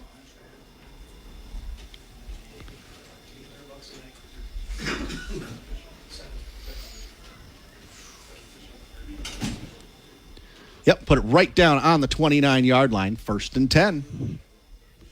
Christian Powers in the pistol formation. Handoff to Cutler Brandt. Goes over left side, 30, 35. Still going forward, close to the 40-yard line. He might have a first down. He does. Gets to the 40-yard line, a gain of 11. Just bullying his way forward. Yep. Cutler Brandt had the carry for the Orioles, brought down by number 61, A.J. Weber. You hear that through our microphones, number 61, A.J. Weber on the tackle, but a gain of 11 there for Cutler Brandt. Kind of a modified wing T formation there. Powers is going to take it. He takes it himself, and he's absolutely snowed under behind the line of scrimmage. It's going to be a loss of 4 on the play. Actually, it was...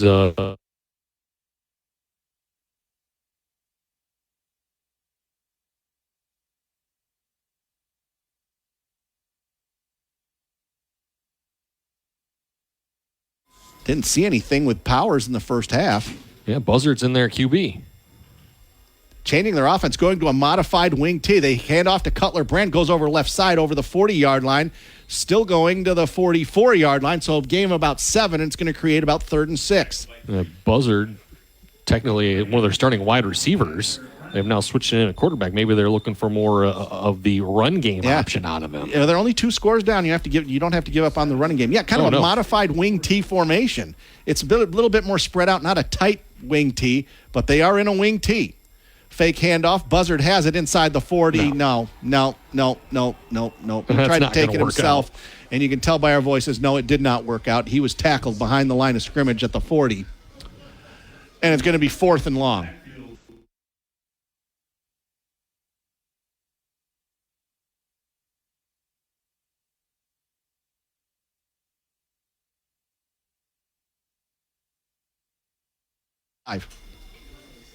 Caden Holmes set to punt for the Orioles. Caden Holmes set to punt. Snap back. Oh, bad snap from center. And number 11, Caden Holmes is going to have to run for it, and he's going to get tackled well short of the first down. Just drop the snap. Wasn't the greatest snap in the world, but he dropped it. And now Portland will get the ball in Charlotte territory at the 41-yard line. He had nothing he could do with it. He picked it up, and he had to run because he wasn't going to be able to pump the ball away because there was a Raider near him. And he tried to run out to the left side and picked up, 2 yards out of it, but he needed a lot more than that. Needed 11. So it'll be 1st and 10, Portland at the Charlotte 41-yard line. 9:46 to go, third quarter. Portland up 15-0. Wing T formation, 2 wide receivers to the left. Dominic Navarra. Hands off up the middle. No, he fakes it. He's going to take it himself around left side inside the 40 to the 35-yard line. Close to the 35-yard line. It'll be 2nd and short. Gain of 6. Good gain on first down. Cutler Brandt takes him down. And the first guy to slow him down was Carter Moore, but Navarro was able to break away from his tackle, and Cutler Brandt had to come and clean it up. 2nd down and 4. 9-12 and counting third quarter. Portland up 15-0. Trying to get to 7-0 on the season in advance of their big showdown with Sexton next week. We'll have it here on WVFN next week. Hand off to the right wing back, and not much there. And that was Caden Thalen with a run. Number 3, Aiden Johnson on the tackle. Not much there. And it'll be third down and short. They got nothing out of it, actually. Nothing. 3rd and 4. 40 to go. And if you're Portland, you just want to possess the ball, run the clock at this point. You're up by 2 scores. If you score again, great. But you just get the feeling they just want to run this clock down.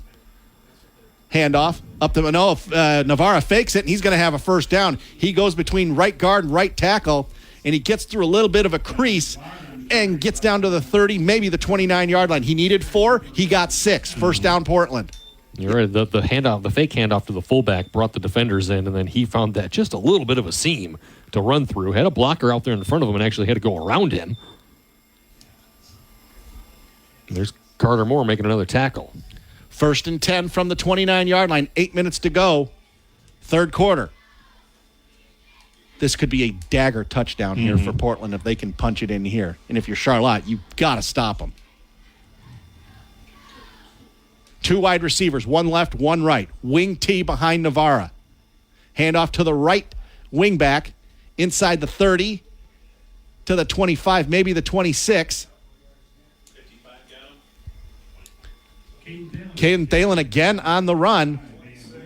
Gain of 3. It'll be 2nd down and 7. 3-yard gain brings up 2nd and 7 for the Raiders. And you got to figure, being 2nd and 7, probably 3 downs to make 7 yards. Unless you get a major loss on the play, whether it's a bad snap or a penalty. Portland's committed 2 penalties tonight for 25 yards. Charlotte 4 penalties for 35 yards. Charlotte 2 turnovers tonight, and yet neither of them ended up in a score. I formation behind Navarra. Wide receiver to the right. Handoff to the tailback. That's Thalen inside the 25, down to the 22-yard line, and it'll be 3rd and short. Carter Moore on the tackle. He's got to have 10 tackles in this Number ball 18, probably been their best defensive player, Carter Moore. By far been the best defensive player. Ben Buzzard's made a couple plays in the secondary, but Carter Moore has been around the ball every single time. 3rd and 3 from the 22, 6:30 and counting. 3rd quarter.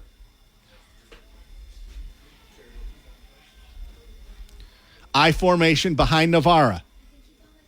Handoff, Thalen. Left side, stood up at the line of scrimmage, falls forward to the 20, and it's probably going to be, well, we got a late flag. This is going to make it a first down. Excuse me. Would have been 4th and 1, and now another flag. Yep. This is going to add even more to it. Excuse me. Thalen was going to be a yard shy. It would have been 4th and 1. And then a flag came in, and it's going to be on Charlotte because it was a shove after the play of a Portland player, and then someone on Charlotte said something else, and then the referee threw another flag. So at the 20, it would probably be half the distance for both. Yeah. So it could be 1st and goal from the 5-yard line. But let's see what happens.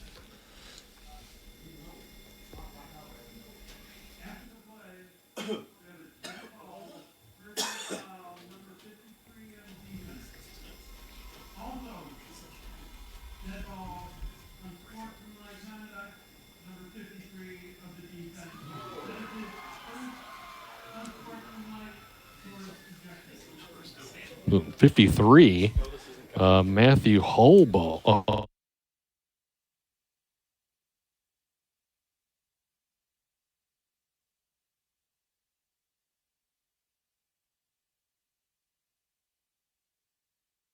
Both go into effect, so it'll be 1st and goal from the 5-yard line. Because it was 2 separate incidents. That's correct. So 2 separate penalties. Navarra under center, wing back on the right, handoff to the deep man. That's Thalen, breaks the tackle, touchdown. Yeah, Carson Burkampas had him, but Caden Thalen had too much of a head of steam going forward. Caden Thalen, another touchdown, and it's 21-0 Portland. Like you said, Brock, that might be a dagger. Charlotte has not been able to move the ball very well tonight. And 3 touchdowns in this kind of weather and against this kind of team, I don't know. It's against tough. This defense, yeah, it'll be very, very difficult. And now we got a man down here. One of the Charlotte players is down. 5:54 to go 3rd quarter. 21-0 Portland. And I'm trying to see who it is. He's laying on his back right now. He's moving around. And hope he's okay. He's going to get up on his own. And that's number 52 for them. That's Jared Brown, a senior defensive level. He lost his helmet, but he's jogging off the field, so that's good to see. That is good news. So 21-0 Portland. And Aiden Pulling is going to kick the extra point. 1 for 1 on the season. But on the night tonight. Portland trying to get lined up properly. 5:54 to go. Third quarter. High snap. Gets it down. Kick on the way. Looks good. Is good. So with 5:54 to go in the third quarter, it's Portland 22, Charlotte nothing. We'll take a 30-second break and come back on the game, 7:30 a.m. WVFN, brought to you by the Lansing Sports Commission and our title sponsor, Jeff Metz and Dowding Industries. WVFN. Brock Palmbos, Erik Love back at Portland High School. Caden Thalen has just scored his second rushing touchdown, third touchdown on the night, a 5-yard touchdown. And it's 22-0 Portland with half the third quarter to go. And, of course, the entire fourth quarter. End of the third, Williamson 14. In the least. Figured that was going to be close. Olivet has scored again. It's 12-0 over Lakewood with 6:19 remaining in the third. That'd be a good win for Olivet. Been a struggle for them this season. End of the third for Maple Valley. North Point Christian 38, Maple Valley nothing. Going to be first loss of the season there for Maple Valley. Still having their best season since turning to 8-player football a few years ago. Mm-hmm. Aiden Pulling going to kick off here for Portland. Here's the kick. It's away. It's caught at the 25-yard line. It's 18. That's number 18. That is Carter Moore. Gets out over the 35-yard line to the 37, it looks like. So good field position here for Charlotte. And if you're an Orioles fan, you got to score on this drive. You got to score a touchdown. Yeah, you're getting into desperation mode at this point. Just there's a lot of time left, obviously, with half of the third and an entire fourth to go. Yep. But Portland's defense is so good, and you have failed to convert on anything here in this ball game on any of the drives. So Portland can burn up some clock as much as they want, as well as their run game is. Yep. They keep getting first downs and staying in bounds, and the clock will stop will keep going every time. Yep. Ben Buzzard's still in there at quarterback, replaced Christian Powers here in the second half. Wing T formation, handoff to the right halfback, out over the 35, the 40, gets to the 44 and taken down there. Caden Holmes, the running back, came in motion, got that. Number 11. Good gain there on first down. Gets out to the 43, maybe the 44. Gain of 6. Clock running, 5:28 to go, third quarter. Portland up 22-0.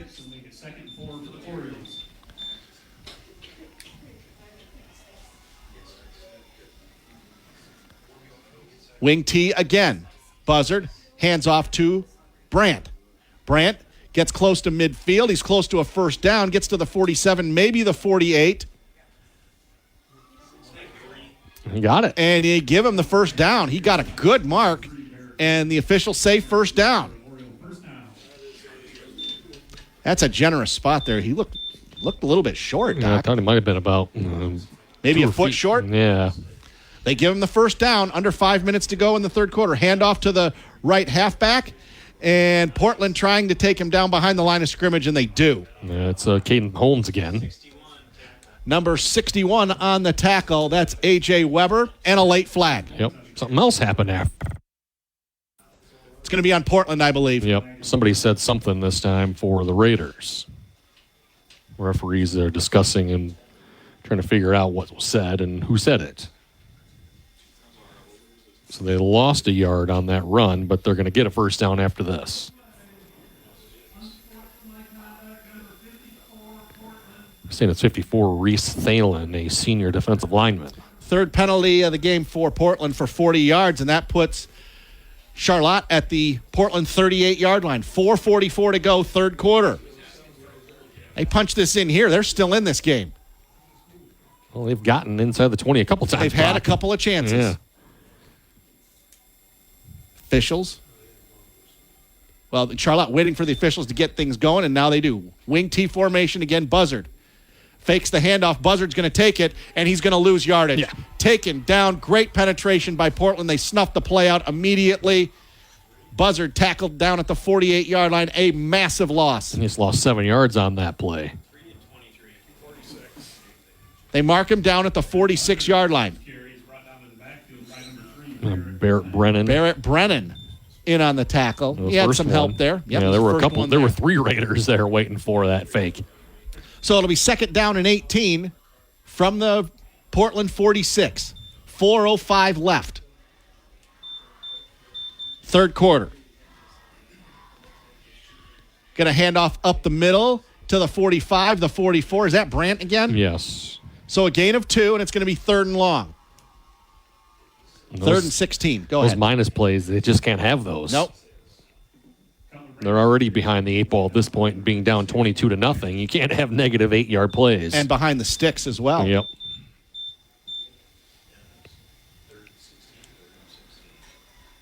They need something down the field. Buzzard fakes the handoff, rolls out left, looking.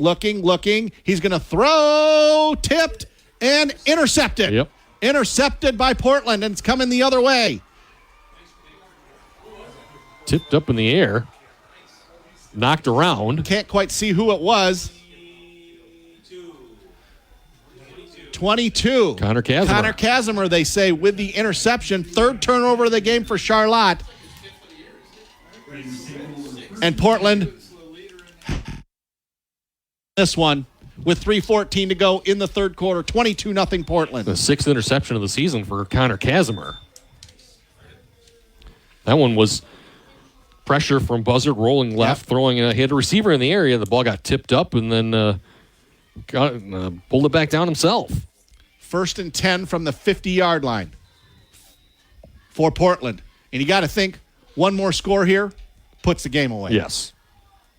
22-0 was already teetering that direction for the Raiders. And at this point of the game, one more score pretty much ends it. Yeah.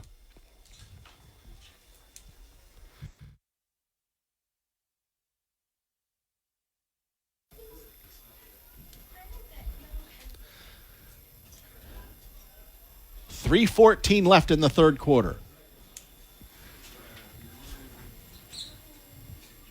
2 wide receivers right, wing back on the right. Handoff up the middle, gets a first down inside the 35.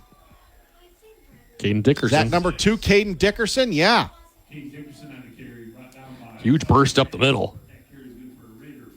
He's got 16, maybe 17. Started at the 50. Yeah, 33, 17 yards on that play. Caden Dickerson had a solid game tonight.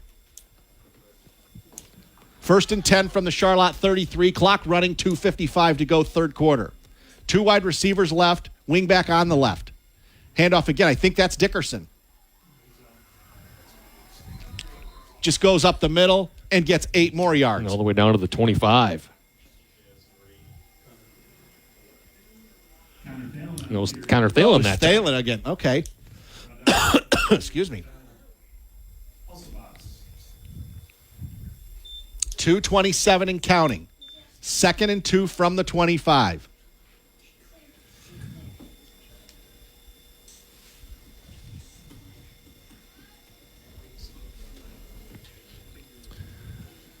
Portland taking their sweet time. 2:08 and counting, third quarter. Wing on the left, 2 wide receivers again. They're going to hand off to number 3. That's Brennan. He gets around the right end. He's now inside the 20-yard line. Another good gain there. Down to the 13, to gain at 12. Yeah. Oh, excuse me. Yeah, dang it, 12. You're right. Minute 57 to go, third quarter. He's out of bounds, got pushed out of bounds, so it will be, clock will stop momentarily.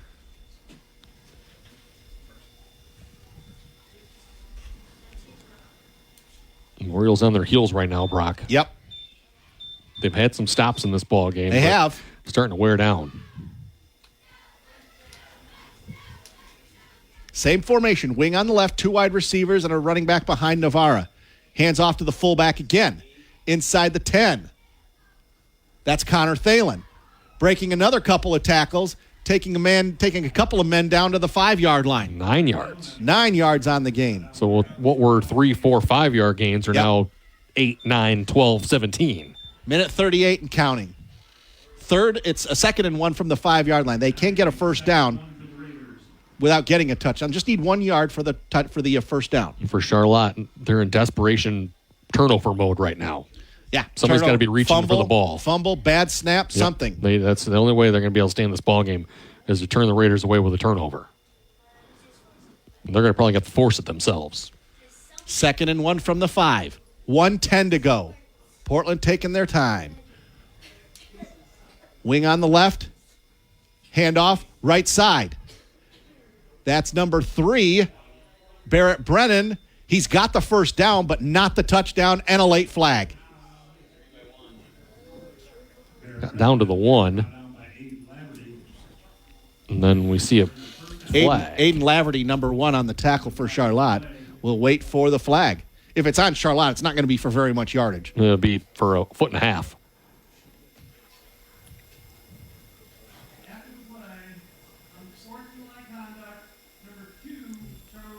And it's on number 2, Carson Burkampus.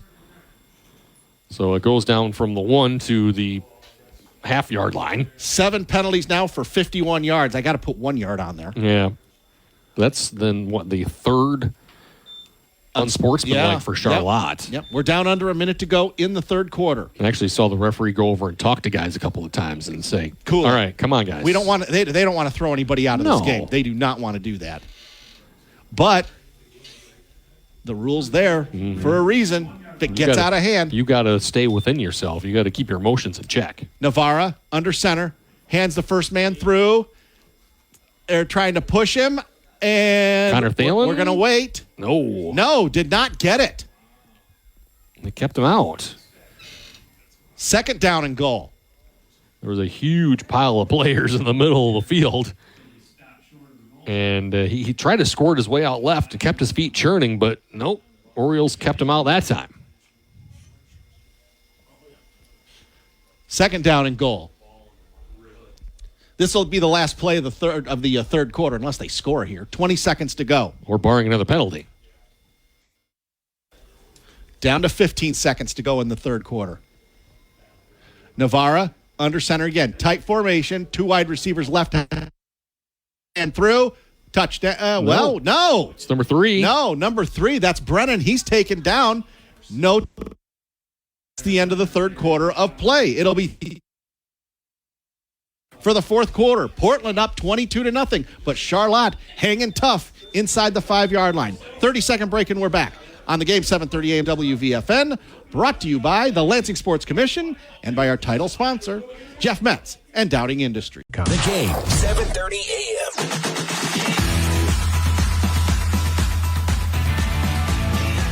Brock Palmbos, Erik, Doc Love, getting ready to start the fourth quarter of play. Portland leads Charlotte 22-0. They're going in for a score here, but give Charlotte credit. They've hung tough on these first 2 plays. 3rd and goal. It was 1st and goal from the 1, and you figure, well, Portland's just going to take it in and score. No, not on the first 2 plays anyway. They've been able to keep them out on a couple of run plays.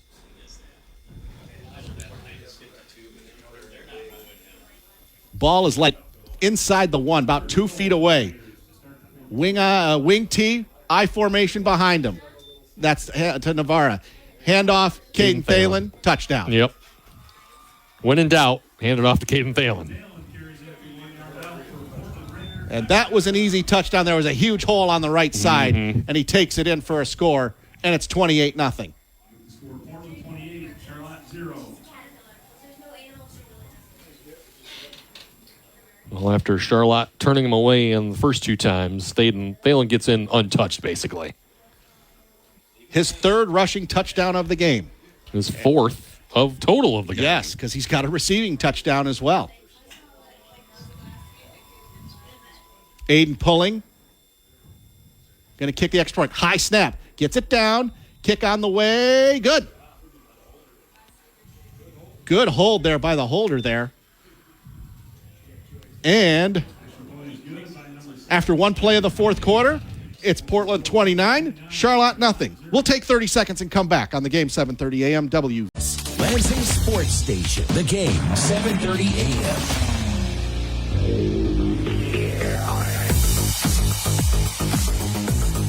Brock Palmbos, Erik, Doc Love back at Portland High School. Portland leading Charlotte 29-0. Caden Thalen, another touchdown run. His third of the game, fourth touchdown overall. It's 29-0 Portland. And penalties and the turnover. Well, hey, Portland finally cashed in a turnover. Mm-hmm. Charlotte's had 3 turnovers. Portland hadn't cashed in any of them. They did there. That and some penalties helped them out. Yep. End of third, East Lansing 14, Waverly 8. So the That's Warriors a surprising got 8. score. That's a surprising score. It was 14-0, and then the Warriors have tacked down some points in that third period. Here's the kick by Pulling. It's away, and it's taken at the 10-yard line.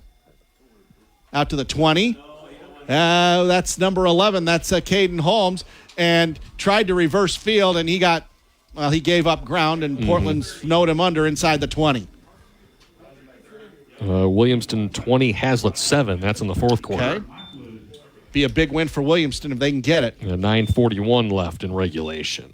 We'll have all the scorers, or as many scorers as we can, in our post-game show. We'll have post-game stats and analysis as well.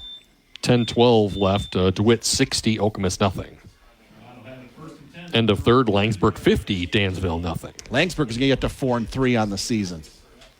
First and 10 for a playoff spot. Yes. We're 6-3 last year and didn't get in, while there were teams 3-6 that did get in. Yep. Handoff to number 10. That's Malachi Garza over the right side, and we got another flag. 61 on the tackle.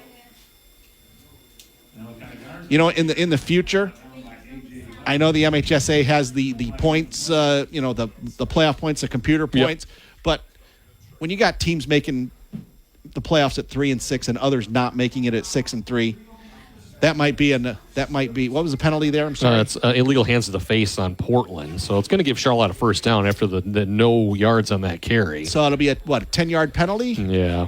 No, it's 15, isn't it? Yeah, it's 15. Yep, it is 15 out. They were on the 15-yard line. So 4 penalties for 55 yards for Portland.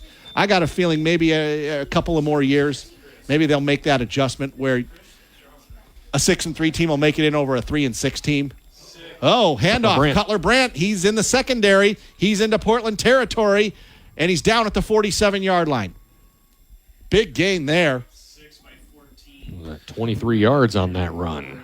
They mark him down at the 48 of Portland, so 22 yards officially. Biggest play of the game. For them, yeah. Took a handoff up the middle, made a cut, put his foot in the turf, and had a burst of speed to get into Raider territory. Wing T formation around Ben Buzzard, the backup quarterback. Handoff, Cutler Brandt in the secondary again, still going. 40, 30, 20, inside the 10, and he's taken down inside the 10. Caught from behind. Another same play, basically, run through the middle and then getting into the secondary. Veered off to the right, yeah. Caden Thalen on the tackle. Down to the 5? 5 or 6 yard line. It's like the 5. So 43-yard gain. 22 and 43 on back-to-back plays. That's pretty good right there. 10:54 to go in regulation. Buzzard, hands off, Brandt. Trying to push forward. Doesn't get in. Gain of 1 to the 4-yard line. Not as much space out there, so Raiders can kind of combine in on the line of scrimmage. 2nd and goal from the 4. 10:33 and counting in regulation.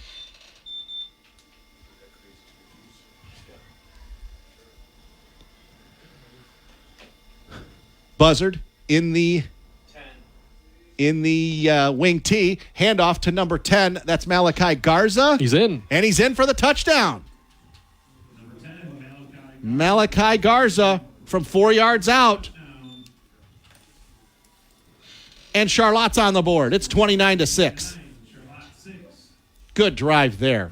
They weren't going to give up. No. They weren't just going to roll over on this one. A nice drive. A couple of big plays by Cutler Brandt. Yep.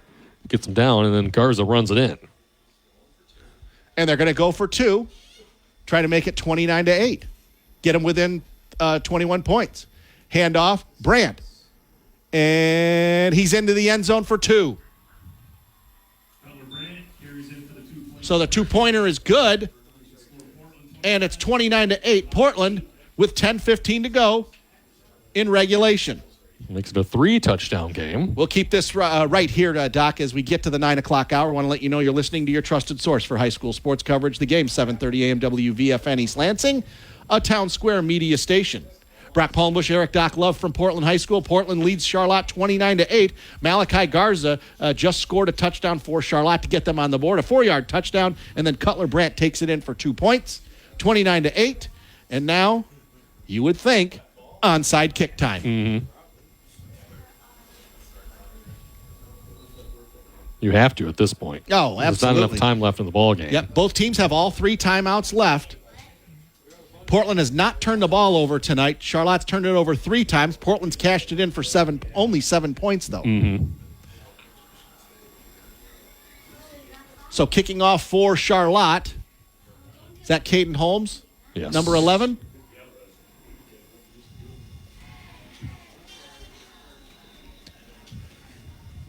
Portland has 10 guys up within 5 yards, or within 15 yards of where they're kicking off. They're expecting an onside kick. Here it is. Yep. Well, they squib it right up the middle, and Portland's just going to field it and down it at the 29-yard line. Smart. You don't want to try and pick that up. Nope. With weather like this, can't blame them. You don't want to take any chances. You have a 3-touchdown lead. Don't need to take any chances. 8:40 left in the fourth. East Lansing just scored. It's 21-8 now. Waverly's played some teams close. This beat Grand Ledge a few weeks ago. Mm-hmm. In overtime. Double overtime. Yeah, that's right. Ended up losing 21-20. So now, Dominic Navarra under center. 2 wide receivers right. They're going to hand off right up the middle over the 30 to the 33.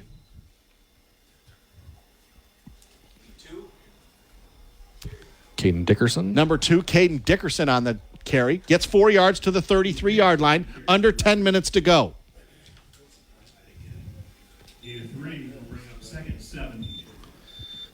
They say a gain of 3. What was it, the 30, and now it's at the 33. 33. So. Oh, they marked him at the 30. Okay, At the start. All right. Now they're going to throw it out to the right. It's caught. 35, 40, 43-yard line out of bounds. Just a flanker screen to number 5. That's number 5, Evan Gross. First time he's touched the ball tonight. Just a flanker screen. Well, there was nobody out there defensively for Charlotte. They were like 10 yards off the play. Yep. And so just toss it out there real quick. 10-yard gain out to the 43-yard line. Clock stops with 9:37 to go. Clock running now. Only 3rd completion of the ball game for Portland, but they haven't needed to pass the ball. Nope. But one of them for a touchdown. Mm-hmm. Looks like the rain is letting up just a little bit. Yeah, it looks like it. Navarra, 2 wide receivers to the left. Handoff, first man through. Not much there. Dickerson with the carry and number 99 with the tackle, Jaden Kill. Gain of 1 to the 44. And if you're Portland, make sure you get the ball from center, hand the ball to the running back. Yep. And grind this clock down. You need clean change of hands, basically, every single time. 2nd and 9 from their own 44. 8:47 and counting. Navarra under center. Hand off to the left wing back. That's 22. That's Connor Casimir, and we've got a late flag. He got 2 on the play to the 46, but a late flag. Still right at the line.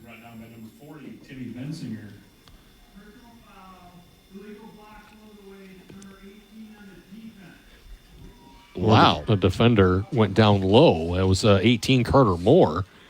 The referee's explaining to him what he did.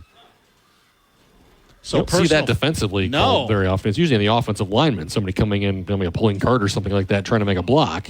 8 penalties for 66 yards. Personal foul, that's a 15-yard penalty. So they're down now to the Charlotte 39-yard line. Another one of those trying to protect the player kind of penalty thing, where you don't want guys going low and taking out knees. Yes.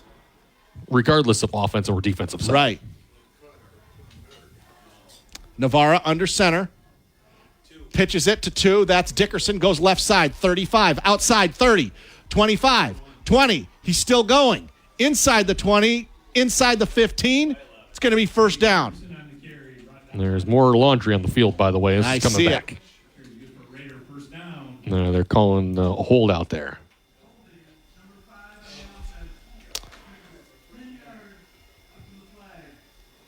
Fifth penalty for Portland tonight for 65 yards. 8:09 to go in regulation. This holding was down the field, so it's 10 yards, but it's a spot foul. It's a spot foul. They're actually going to gain a couple yards out of it. So it'll be 1st and 9, 1st and 8, 1st and 9. There's something you don't see very often. No. But that's what it is. 1st and 9 from the 39-yard line. 8:09 to go. Navarra pitches right. Inside the 35 to the 34-yard line. That's Connor Thalen. Gets to the 34-yard line. It'll be 2nd down and 4. Charlotte's number 2, Carson Burkampus, complaining to the officials, thought a penalty occurred against him by a Portland player. Yes. 7:40 to go and counting, 4th quarter.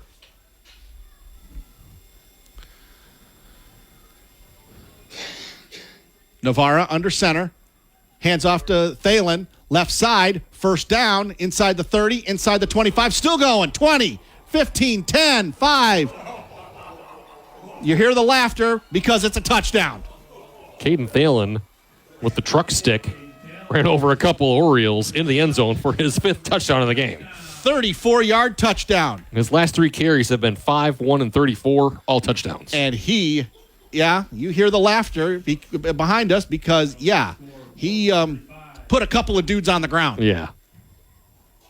And it's 35-8 Portland with 7:20 to go. So they respond real quickly after giving up points to Charlotte. Aiden Pulling going to kick the extra point. Snap, good. Placement down, kick blocked. The kick is blocked, and it's going to stay 35-8. Carson Burkampus on the block, and it's 35-8 Portland with 7:20 to go. We'll take time out and come back on the game, 7:30 a.m. WVFN, your trusted source for high school. WVFN.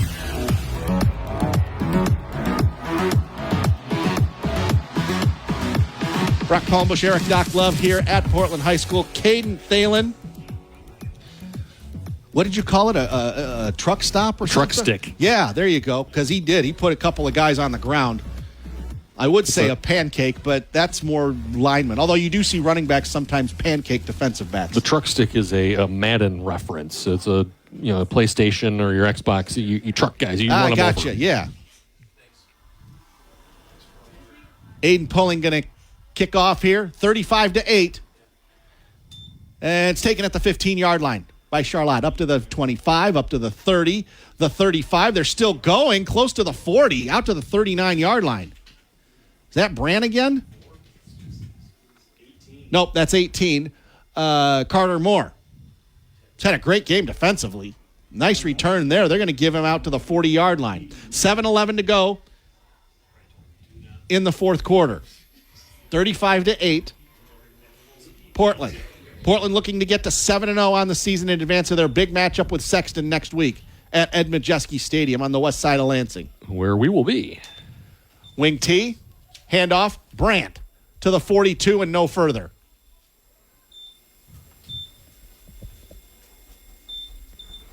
Coming up in the postgame, we will have another edition of This Week in High School Sports. We'll have the scoring summary. We'll have the stats and analysis, and then we'll have scores from around the mid-Michigan area. Whatever we can find via the Twitterverse, we'll bring it to you. I got a final DeWitt 60, Okemos nothing. DeWitt moves to 4-2 on the season. Handoff, right side. That's Caden Hall. Portland says they've got the ball. They say it was a fumble, but the officials say no. It's going to be 3rd and long. You're going to lose 3 yards after gaining 2 on first down. 3rd and 11 from the 39-yard line, 6:19 and counting, fourth quarter. And we saw the change offensively here in the second half. Ben Buzzard coming in quarterback. You're hoping Christian Powers is okay health-wise. Right. For or maybe this Coach was Mike just Sparks. maybe there's just a philosophical change here for the second half. It could have been. Dropping to throw is Buzzard. He throws it out to the right. It's picked off. Picked off. 24, Caden Thalen. Why not? So he's got 5 touchdowns tonight, 4 rushing touchdowns, a receiving touchdowns, and now an interception. Yes. That's the 4th turnover of the game for Charlotte with 5:59 to go. And what do we have here? Oh, roughing the passer. That's going to wipe out the interception. Okay. So Buzzard back to throw, throws the pick, and they get roughing the passer. So it'll be a first down. It's 15 yards. It was 3rd and 11, 15. So wipe out that interception and give the Orioles another chance. 6 penalties for 80 yards for Portland. 8 penalties for 66 yards for Charlotte. A lot of penalties in this game. Yeah. Coach John Navarro won't be happy with some of the, when they look at the, I don't want to say the film, when they look at the video or whatever the heck they call it now. He's not going to be too thrilled with that.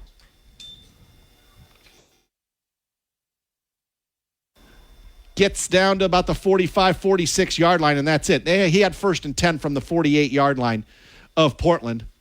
Give him 2, maybe 3. So it'll be a gain of 2, 2nd and 8. Barrett Spitzley, the tackle, excuse me. Yep, 5:39 and counting in regulation. Portland up 35-8.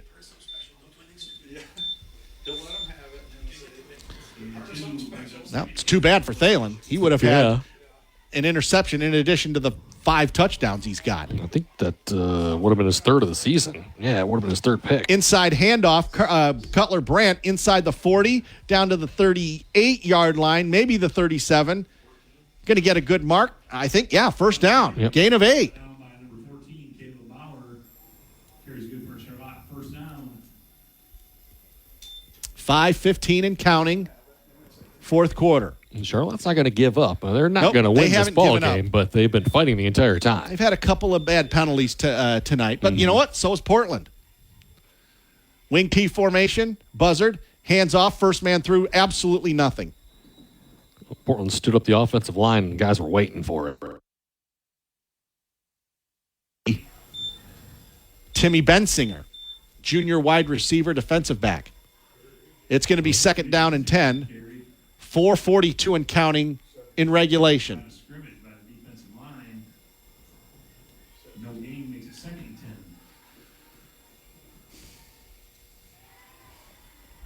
Ball at the 37-yard line, 2nd and 10. Bad snap, and it went onto the ground, and Charlotte falls on it. It's going to be a huge loss. Just a bad snap from center out of the wing tee, and it's going to be 3rd down and a bunch. And Malachi Garza falls on top of it. He was the wing coming in motion, and he's like, I got to jump on it now. He scored the touchdown earlier in this quarter for Charlotte. 4:03 and counting. And this is just a case, again, Doc, of just Charlotte running into a better team tonight. Mm-hmm. A team that wasn't at its best tonight with the penalties and a couple of chances to score and didn't happen for Portland. And then a false start. And now we got a false start on Charlotte. 9th penalty for them. And talked about the penalties that Portland coach John Navarro won't be happy with. Mike Sparks isn't going to be happy with 9 penalties for 71 yards. No, and a lot of his were personal ones, too, by guys. Had guys saying fouls. things or doing things after plays that you can't have. It'll be 3rd and 17 from the 48-yard line of Portland. 3 wide receivers out to the left. Buzzard dropping back to throw. He's going to throw it deep on the left. Throws it up. Intercepted again. 30, 40, 50. Casimir. Connor Casimir. Give his 7th interception of the year, 2 in this game. Yeah, Connor Casimir, number 22. That's the 4th turnover of the game, and this one will stand. Mm-hmm. And Portland will take over at the Charlotte 44-yard line. Buzzard got the snap and automatically threw it to Cutler Brandt over there, and Casimir was waiting on it. Well, they'll mark him at the Charlotte 46, and Looks like there may be some backups in the game now. 3:30 to go. And Portland going to run the clock out. Yeah, we're going to see anyway. Sophomore Brady Rowe, number 25, come in and play quarterback there you for go. Portland. Just a sophomore. Get him some snaps. These are important snaps for him. You never know. You never know. Always like it. Yep. Coaches always like when they get the backup some reps. Yep. Gets the snap from center. Fumbled the snap, and he falls on it. And he went to hand off to his back behind him. And now we got a clock stoppage here. Charlotte's going to take a timeout. Okay. He was looking for number 12, Isaac Kramer, a junior backup running back. And when he went to hand it off to him, he didn't have the ball. So Charlotte's going to call their first timeout. We'll keep it right here and tell you that tonight's broadcast is brought to you tonight and all season long by the Lansing Sports Commission. No matter the sport, the Lansing Sports Commission can make your next event your best event. Plan on something greater. Find out more at lansingsports.org. And by our title sponsor, Jeff Metz and Dowding Industries, recognizing the effort and commitment athletes give to the sport of football, and they're always interested in individuals that have the drive and desire to be successful in work and in life. Check them out at dowdingindustries.com. You may find a successful future here. I got a final for you in the CAAC Blue. East Lansing stays undefeated in conference play. They knock off Waverly 22-8. Closer than expected. Mm-hmm.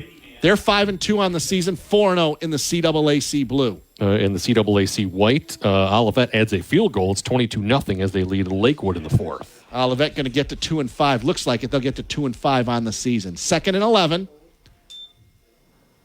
And number 25, that's Brady Rowe. He takes the snap from center, fake to the tailback, took it himself around the left side, and he got back to the original line of scrimmage, and +1 gets to the 45-yard line, taken down there. It'll be 3rd down and long, 3rd down and 9 with 3 minutes to go.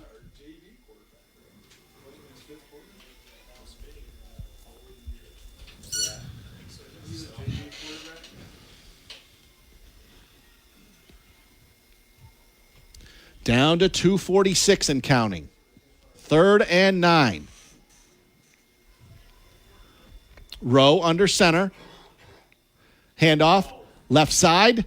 Number 12. That's number 12. That's Isaac Kramer. He gets down to the 42-yard line. Gain of 3. And it'll be 4th down and 6 with 2:25 and counting. And they'll probably run the ball one more time. And if they get the first down, they'll keep it. If not, they'll just turn the ball over and let it go. They just want to keep running as much clock as possible. Yep. You wouldn't punt in this situation. If it was a one-score game, you would certainly punt in this situation. Yep. But you're up 35-8. You want to, with 2 minutes to go, if you get, like you said, if you get the first down, great. If not, no harm, no foul. Not that much. 4th down and 6 from the 43-yard line of Charlotte. Brady Rowe under center. 2 wide receivers, 1 left, 1 right.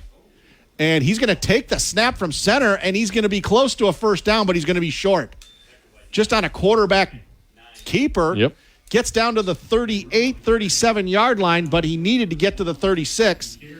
And Portland will turn the ball over on downs. Colton Carey, another sophomore for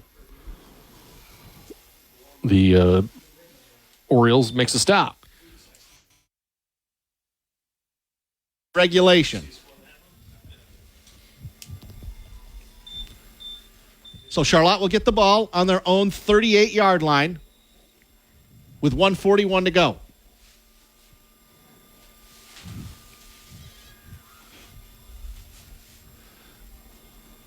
Buzzard still in at quarterback. Ben Buzzard, wing T formation, wide receiver left. Handoff, first man through, out over the 40 to the 44-yard line. See who that was. That was number 21, Zach LaPointe. Gain of 6. Senior tight end. Yep. Getting a carry. 118. He lined up at right. You don't see tight ends line up at running back all that often, unless they're in a blocking position. Yes. Like at the fullback position. Like or an H-back type of thing, yeah. Yep. 2nd and 4, 44-yard line. Wing T formation, wide receiver left. Buzzard, hands off, first man through. going to be a first. Leave. Is that 21 again? Yep. Yes. Zach LaPointe, first down. Down to the Portland 49-yard line. 1 minute to go, clock running. So probably 2, maybe 3 more plays here. If at most, yes. I was trying to find a score for the Sexton Eaton Rapids game. I could not find it. Because the people here in Portland want to know. Handoff up the middle again. I believe that's LaPointe again. Gets a gain of 4 to the 45-yard line. Tackled by number 51, Tyler Smith, a junior. Second down and 5, rather. 25 seconds to go. And Charlotte's going to run one more play. Buzzard. 21 again. LaPointe taken down at the line of scrimmage. Down to 14, down to 13. Let's see if Charlotte runs another play.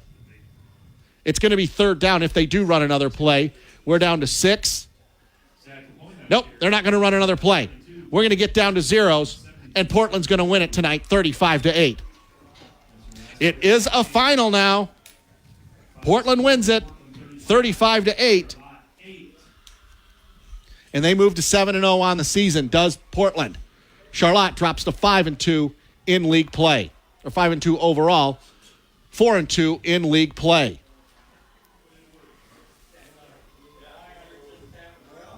Congratulations to both teams. 35-8. Portland wins it over Charlotte. And we'll take a timeout and come back with post-game statistics and analysis. But now it's time for another edition of This Week in High School Sports with John Ross. The number of football coaches with 400 wins grows by 1, and Good Sports Are Winners comes to life at the Sportsmanship Summit. I'm John Ross, and this is This Week in High School Sports, powered by Michigan Student Aid. A 6-0 start to the season for Jackson Lumen Christi has given head coach Herb Brogan 401 career victories. The 400th win came on September 22nd against Dearborn Divine Child and made Brogan just the third member of the 400 Wins Club. John Harrington with 443 and Al Fracassa with 430 are the only two ahead of Brogan on the list. Brogan took over Lumen Christi in 1980 and has had only 2 losing seasons. The Titans have won 10 state titles under Brogan. The Class B state title in 1996, 5 Division V titles coming in 2000, 2001, 2003, 2004, and 2009. 3 Division VI titles. Those were in 2016, 2017, and 2018. And the Division VII title last year. After opening the 2022 season with 3 straight losses, Lumen Christi has since rattled off 17 straight W's and has already clinched at least a share of the Detroit Catholic League AA League title, their first year in that conference. The Titans currently sit atop the Division VII playoff points list, and in Week 7 will be playing Traverse City St. Francis, the team they beat in the 2022 finals. For a list of all-time coaching records, be sure to check out MHSAA.com. It's time for Game Balls, when we highlight a trio of standout performances from the last week. First, Drew Hackney of Muskegon Mona Shores. The senior won his 4th straight Greater Muskegon Athletic Association tennis title. He defeated North Muskegon's Luke Hall 6-love in the final match. Freeland's TJ Hansen turned in a blistering cross-country time of 14 minutes, 46.3 seconds in winning the Shepherd Blue Jay Elite Race. The time is a personal best for Hansen. And Manchester running back Blake Sloan. He set a new school record with 6 rushing touchdowns in a single game as Manchester beat East Jackson 55-8. For high school seniors, the matchup of the year isn't on the field. It's actually online. That's right. When you fill out the FAFSA, the free application for federal student aid, you could also be eligible for thousands of dollars in additional money from the Michigan Achievement Scholarship. Yep, nearly 80% of students who fill out the FAFSA may be eligible. Now that's a matchup we can all root for. Get started today at michigan.gov/achievement. The Michigan Achievement Scholarship. It's a game changer.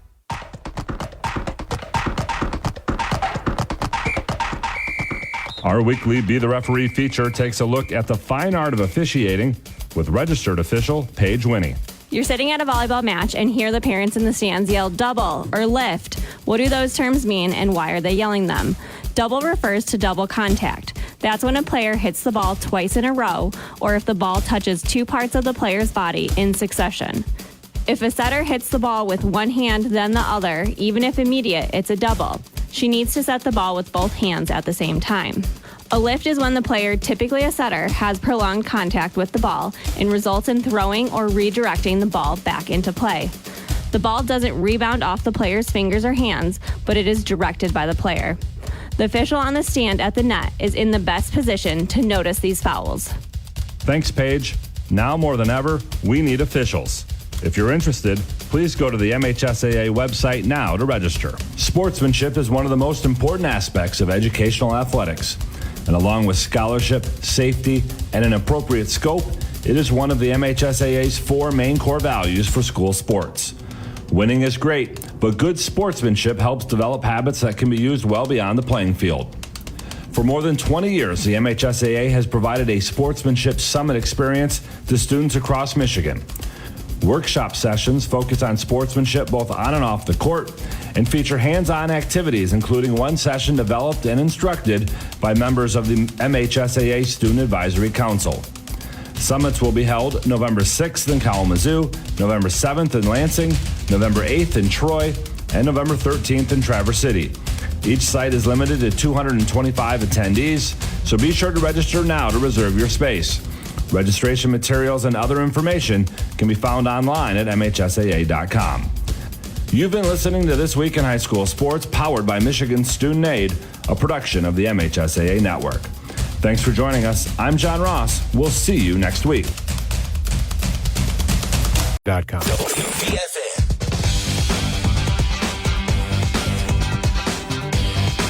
Brock Palmbos, Erik, Doc Love.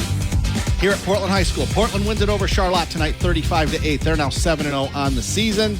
They will play for the CAAC White title next week against Sexton on the road at Ed Majeski Stadium. We'll have that broadcast next week. We'll tell you more about that a little bit later on in the post-game show. But right now, need to tell you, Doubting Industries' presentation of high school football brought to you in part tonight and all season long by the Lansing Sports Commission. No matter the sport, the Lansing Sports Commission can make your next event your best event. Plan on something greater. Find out more at lansingsports.org. And by Jeff Metz and Doubting Industries, recognizing the effort and commitment athletes give to the sport of football, and they're always interested in individuals that have the drive and desire to be successful in work and in life. Check them out at doubtingindustries.com. You may find a successful future here. Well, Portland wins it tonight 35-8. They got on the board first, a low-scoring first half. Both teams had opportunities to score. They moved the ball on each of their first drives, but did not score. On Portland's second drive of the game, Caden Thalen finished off a 8-yard touchdown run on a 3rd and 7 from the 8-yard line. He took it up the middle himself, put it in for the touchdown. They went for 2. After there was a penalty on the extra point, they moved it half the distance to the goal, about 4.5 feet away from the goal line, and Caden Thalen took it in for 2 points. To go in the first quarter, it was 8-0 Portland. That was a score at the end of quarter number 1. And then in quarter number 2, Portland scored again. Dominic Navarro, one of the few completions he had tonight, it was a 19-yard pass to Caden Thalen. Defender fell down, but Caden Thalen was open over the middle in the end zone. 19-yard score. The 2-point conversion, or the extra point by Aiden Pulling was good, and it was 15-0 at that point, and that was a score at halftime. After stopping Charlotte on the first possession, Portland took possession and took it down the field, scored again. Caden Thalen, a 5-yard touchdown. Extra point by Pulling was good, and it was 22-0 Portland halfway through the third quarter. After stopping Charlotte again, Portland was able to score. First play of the fourth quarter, Caden Thalen finished off a drive with a 1-yard touchdown run. Extra point good, 29-0 Portland at that point. Charlotte didn't give up.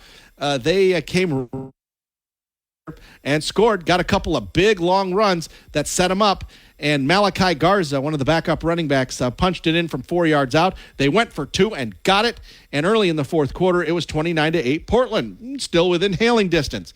But Portland was able to take the ball. Charlotte tried a squib kick, really. They didn't really try an onside kick. They squib kicked it. Portland took possession, and Caden Thalen finished off a drive with a 34-yard touchdown. And what'd you call it? A truck stick? Is that what you called it? Yes. Yeah, 34-yard touchdown. Extra point was blocked by Charlotte, and it was 35-8 at that point with 7:20 to go in the fourth. And that was the final score of this game. Charlotte falling to Portland 35-8. Charlotte had 4 turnovers on the game.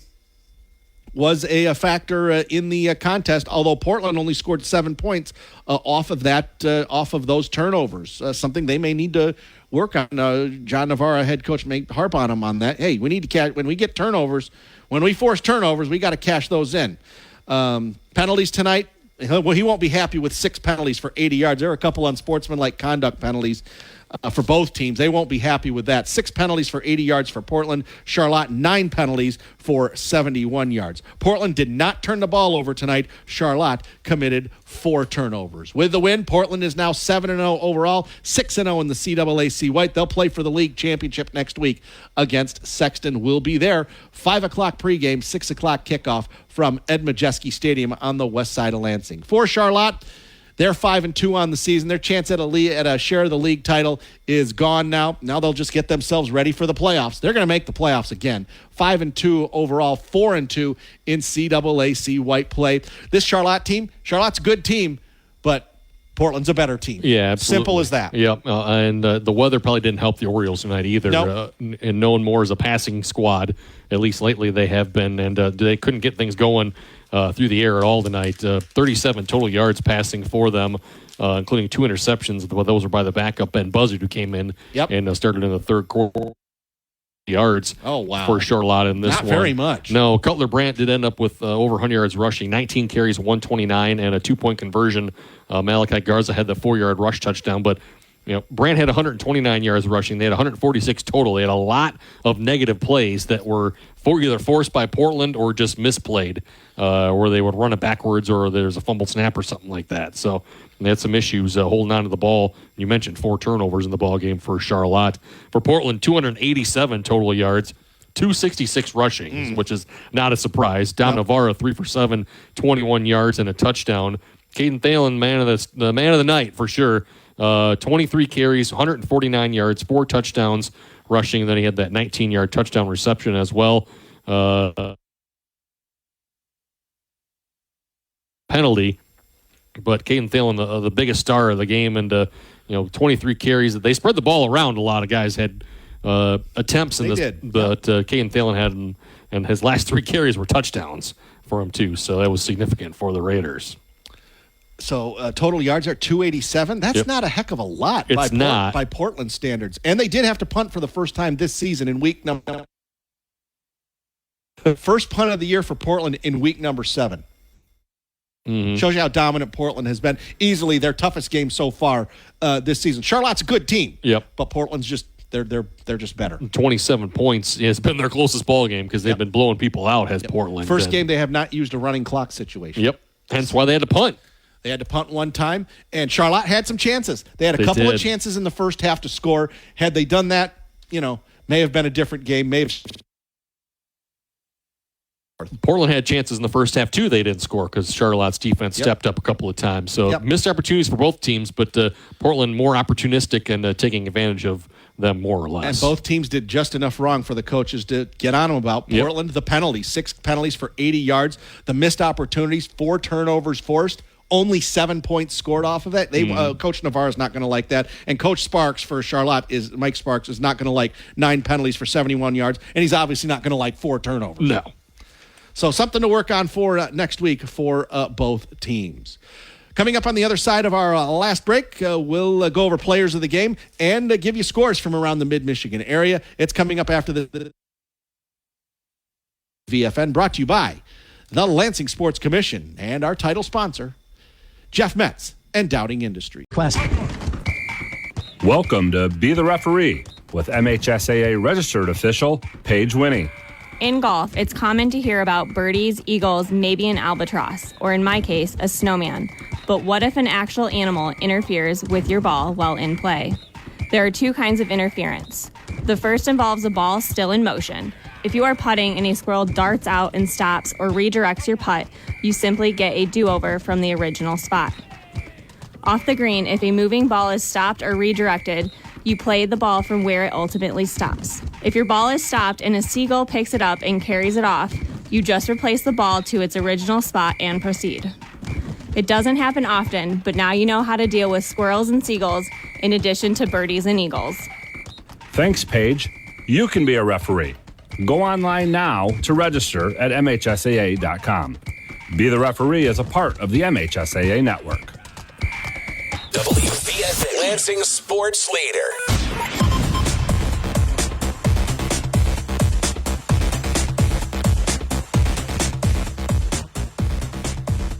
Back one final time at Portland High School. Portland wins it over Charlotte tonight, 35-8. Let's get to the scores from around the mid-Michigan area. It is a final. Mason wins the CAAC Red title outright. They beat St. John's tonight, 55-13. Congratulations to Coach Gary Houghton and the Mason Bulldogs. They are now 7-0 on the season, but their schedule gets a heck of a lot tougher at number 2, Walled Lake Western next week. But that's going to be tough for Walled Lake Western, too. Yeah. Because they're hosting number 1, Mason. How did that matchup end up? 1 and 2? Yeah, I know. In week 8? Exactly. Crazy. Non-conference, exactly. Fourth quarter score, Leslie over East Jackson, 28-8. What are some other finals that you had? East Lansing beat Waverly. That was 22-8. Okay. That's closer than I thought it would be. That's credit to Waverly for making that close. Because they're red hot. They, East Lansing red hot right now. Fourth quarter. I'm trying to scroll through here and see if I can find something else for you. Olivet over Lakewood, 22-0 in the fourth quarter. That's final 22-6. Oh, okay. So I just Lakewood went final. Yep. There we go. PW beat Jonesville 48-6. Good They had win to travel for to them. Jonesville for that one. Loss of the season, trailing in the fourth quarter, Grand Rapids North Point Christian 38-0. Final Williamston 20, Hazlitt 7. Good win for Williamston. That helps their playoff chances. And now Hazlitt's got some work to do if they want to make the playoffs this year.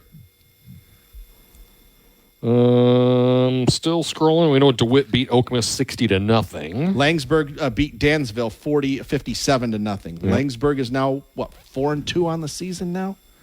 No, 4-3. I'm sorry. 4-3 on the season. There you go. I don't have anything else. Unless you find something here. Let me refresh one more time. Waiting to find out a Grand Ledge score. They were playing at Lapeer tonight. I haven't seen anything yet. Neither have I. Do a search. I know we were trying to get the Eaton Rapids Sexton score. They were asking about it here in the press box.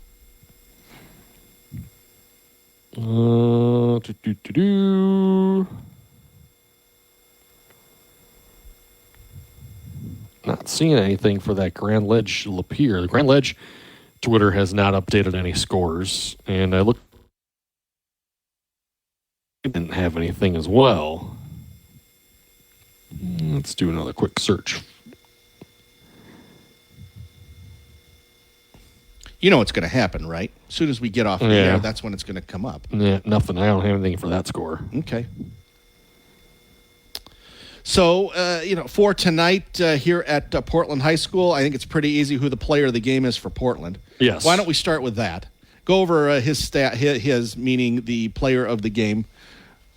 I got to pull it out of my backpack here. Oh, here we go. I had everything put away. Oh, I'm sorry. 4.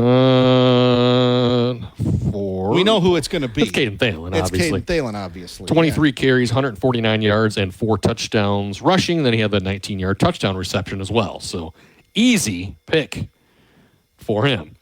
And for Charlotte, I'm going to give it defensive. Number 18, Carter Moore, the junior linebacker, because it seemed like every single time, or nearly every single time there was a tackle, he was either the main tackler, or was involved in the play. Okay. So, Cutler Brand, I know, had 129 yards and a 2-point conversion. And I'll go with that choice. That's I thought a good Carter choice Moore was right all over the place, man. He was. I got one other score here in the final seconds. Leslie over East Jackson, 35-8. Okay. So Leslie trying to get to 3-4 on the season, and who the heck knows? You could potentially get in the playoffs at 5-4. Yeah, I don't have anything else. I couldn't find a score for the Sexton Eaton Rapids game or for the Grand Ledge Lapeer game. So. But at least you figure that Sexton will have beaten Eaton Rapids yep. tonight.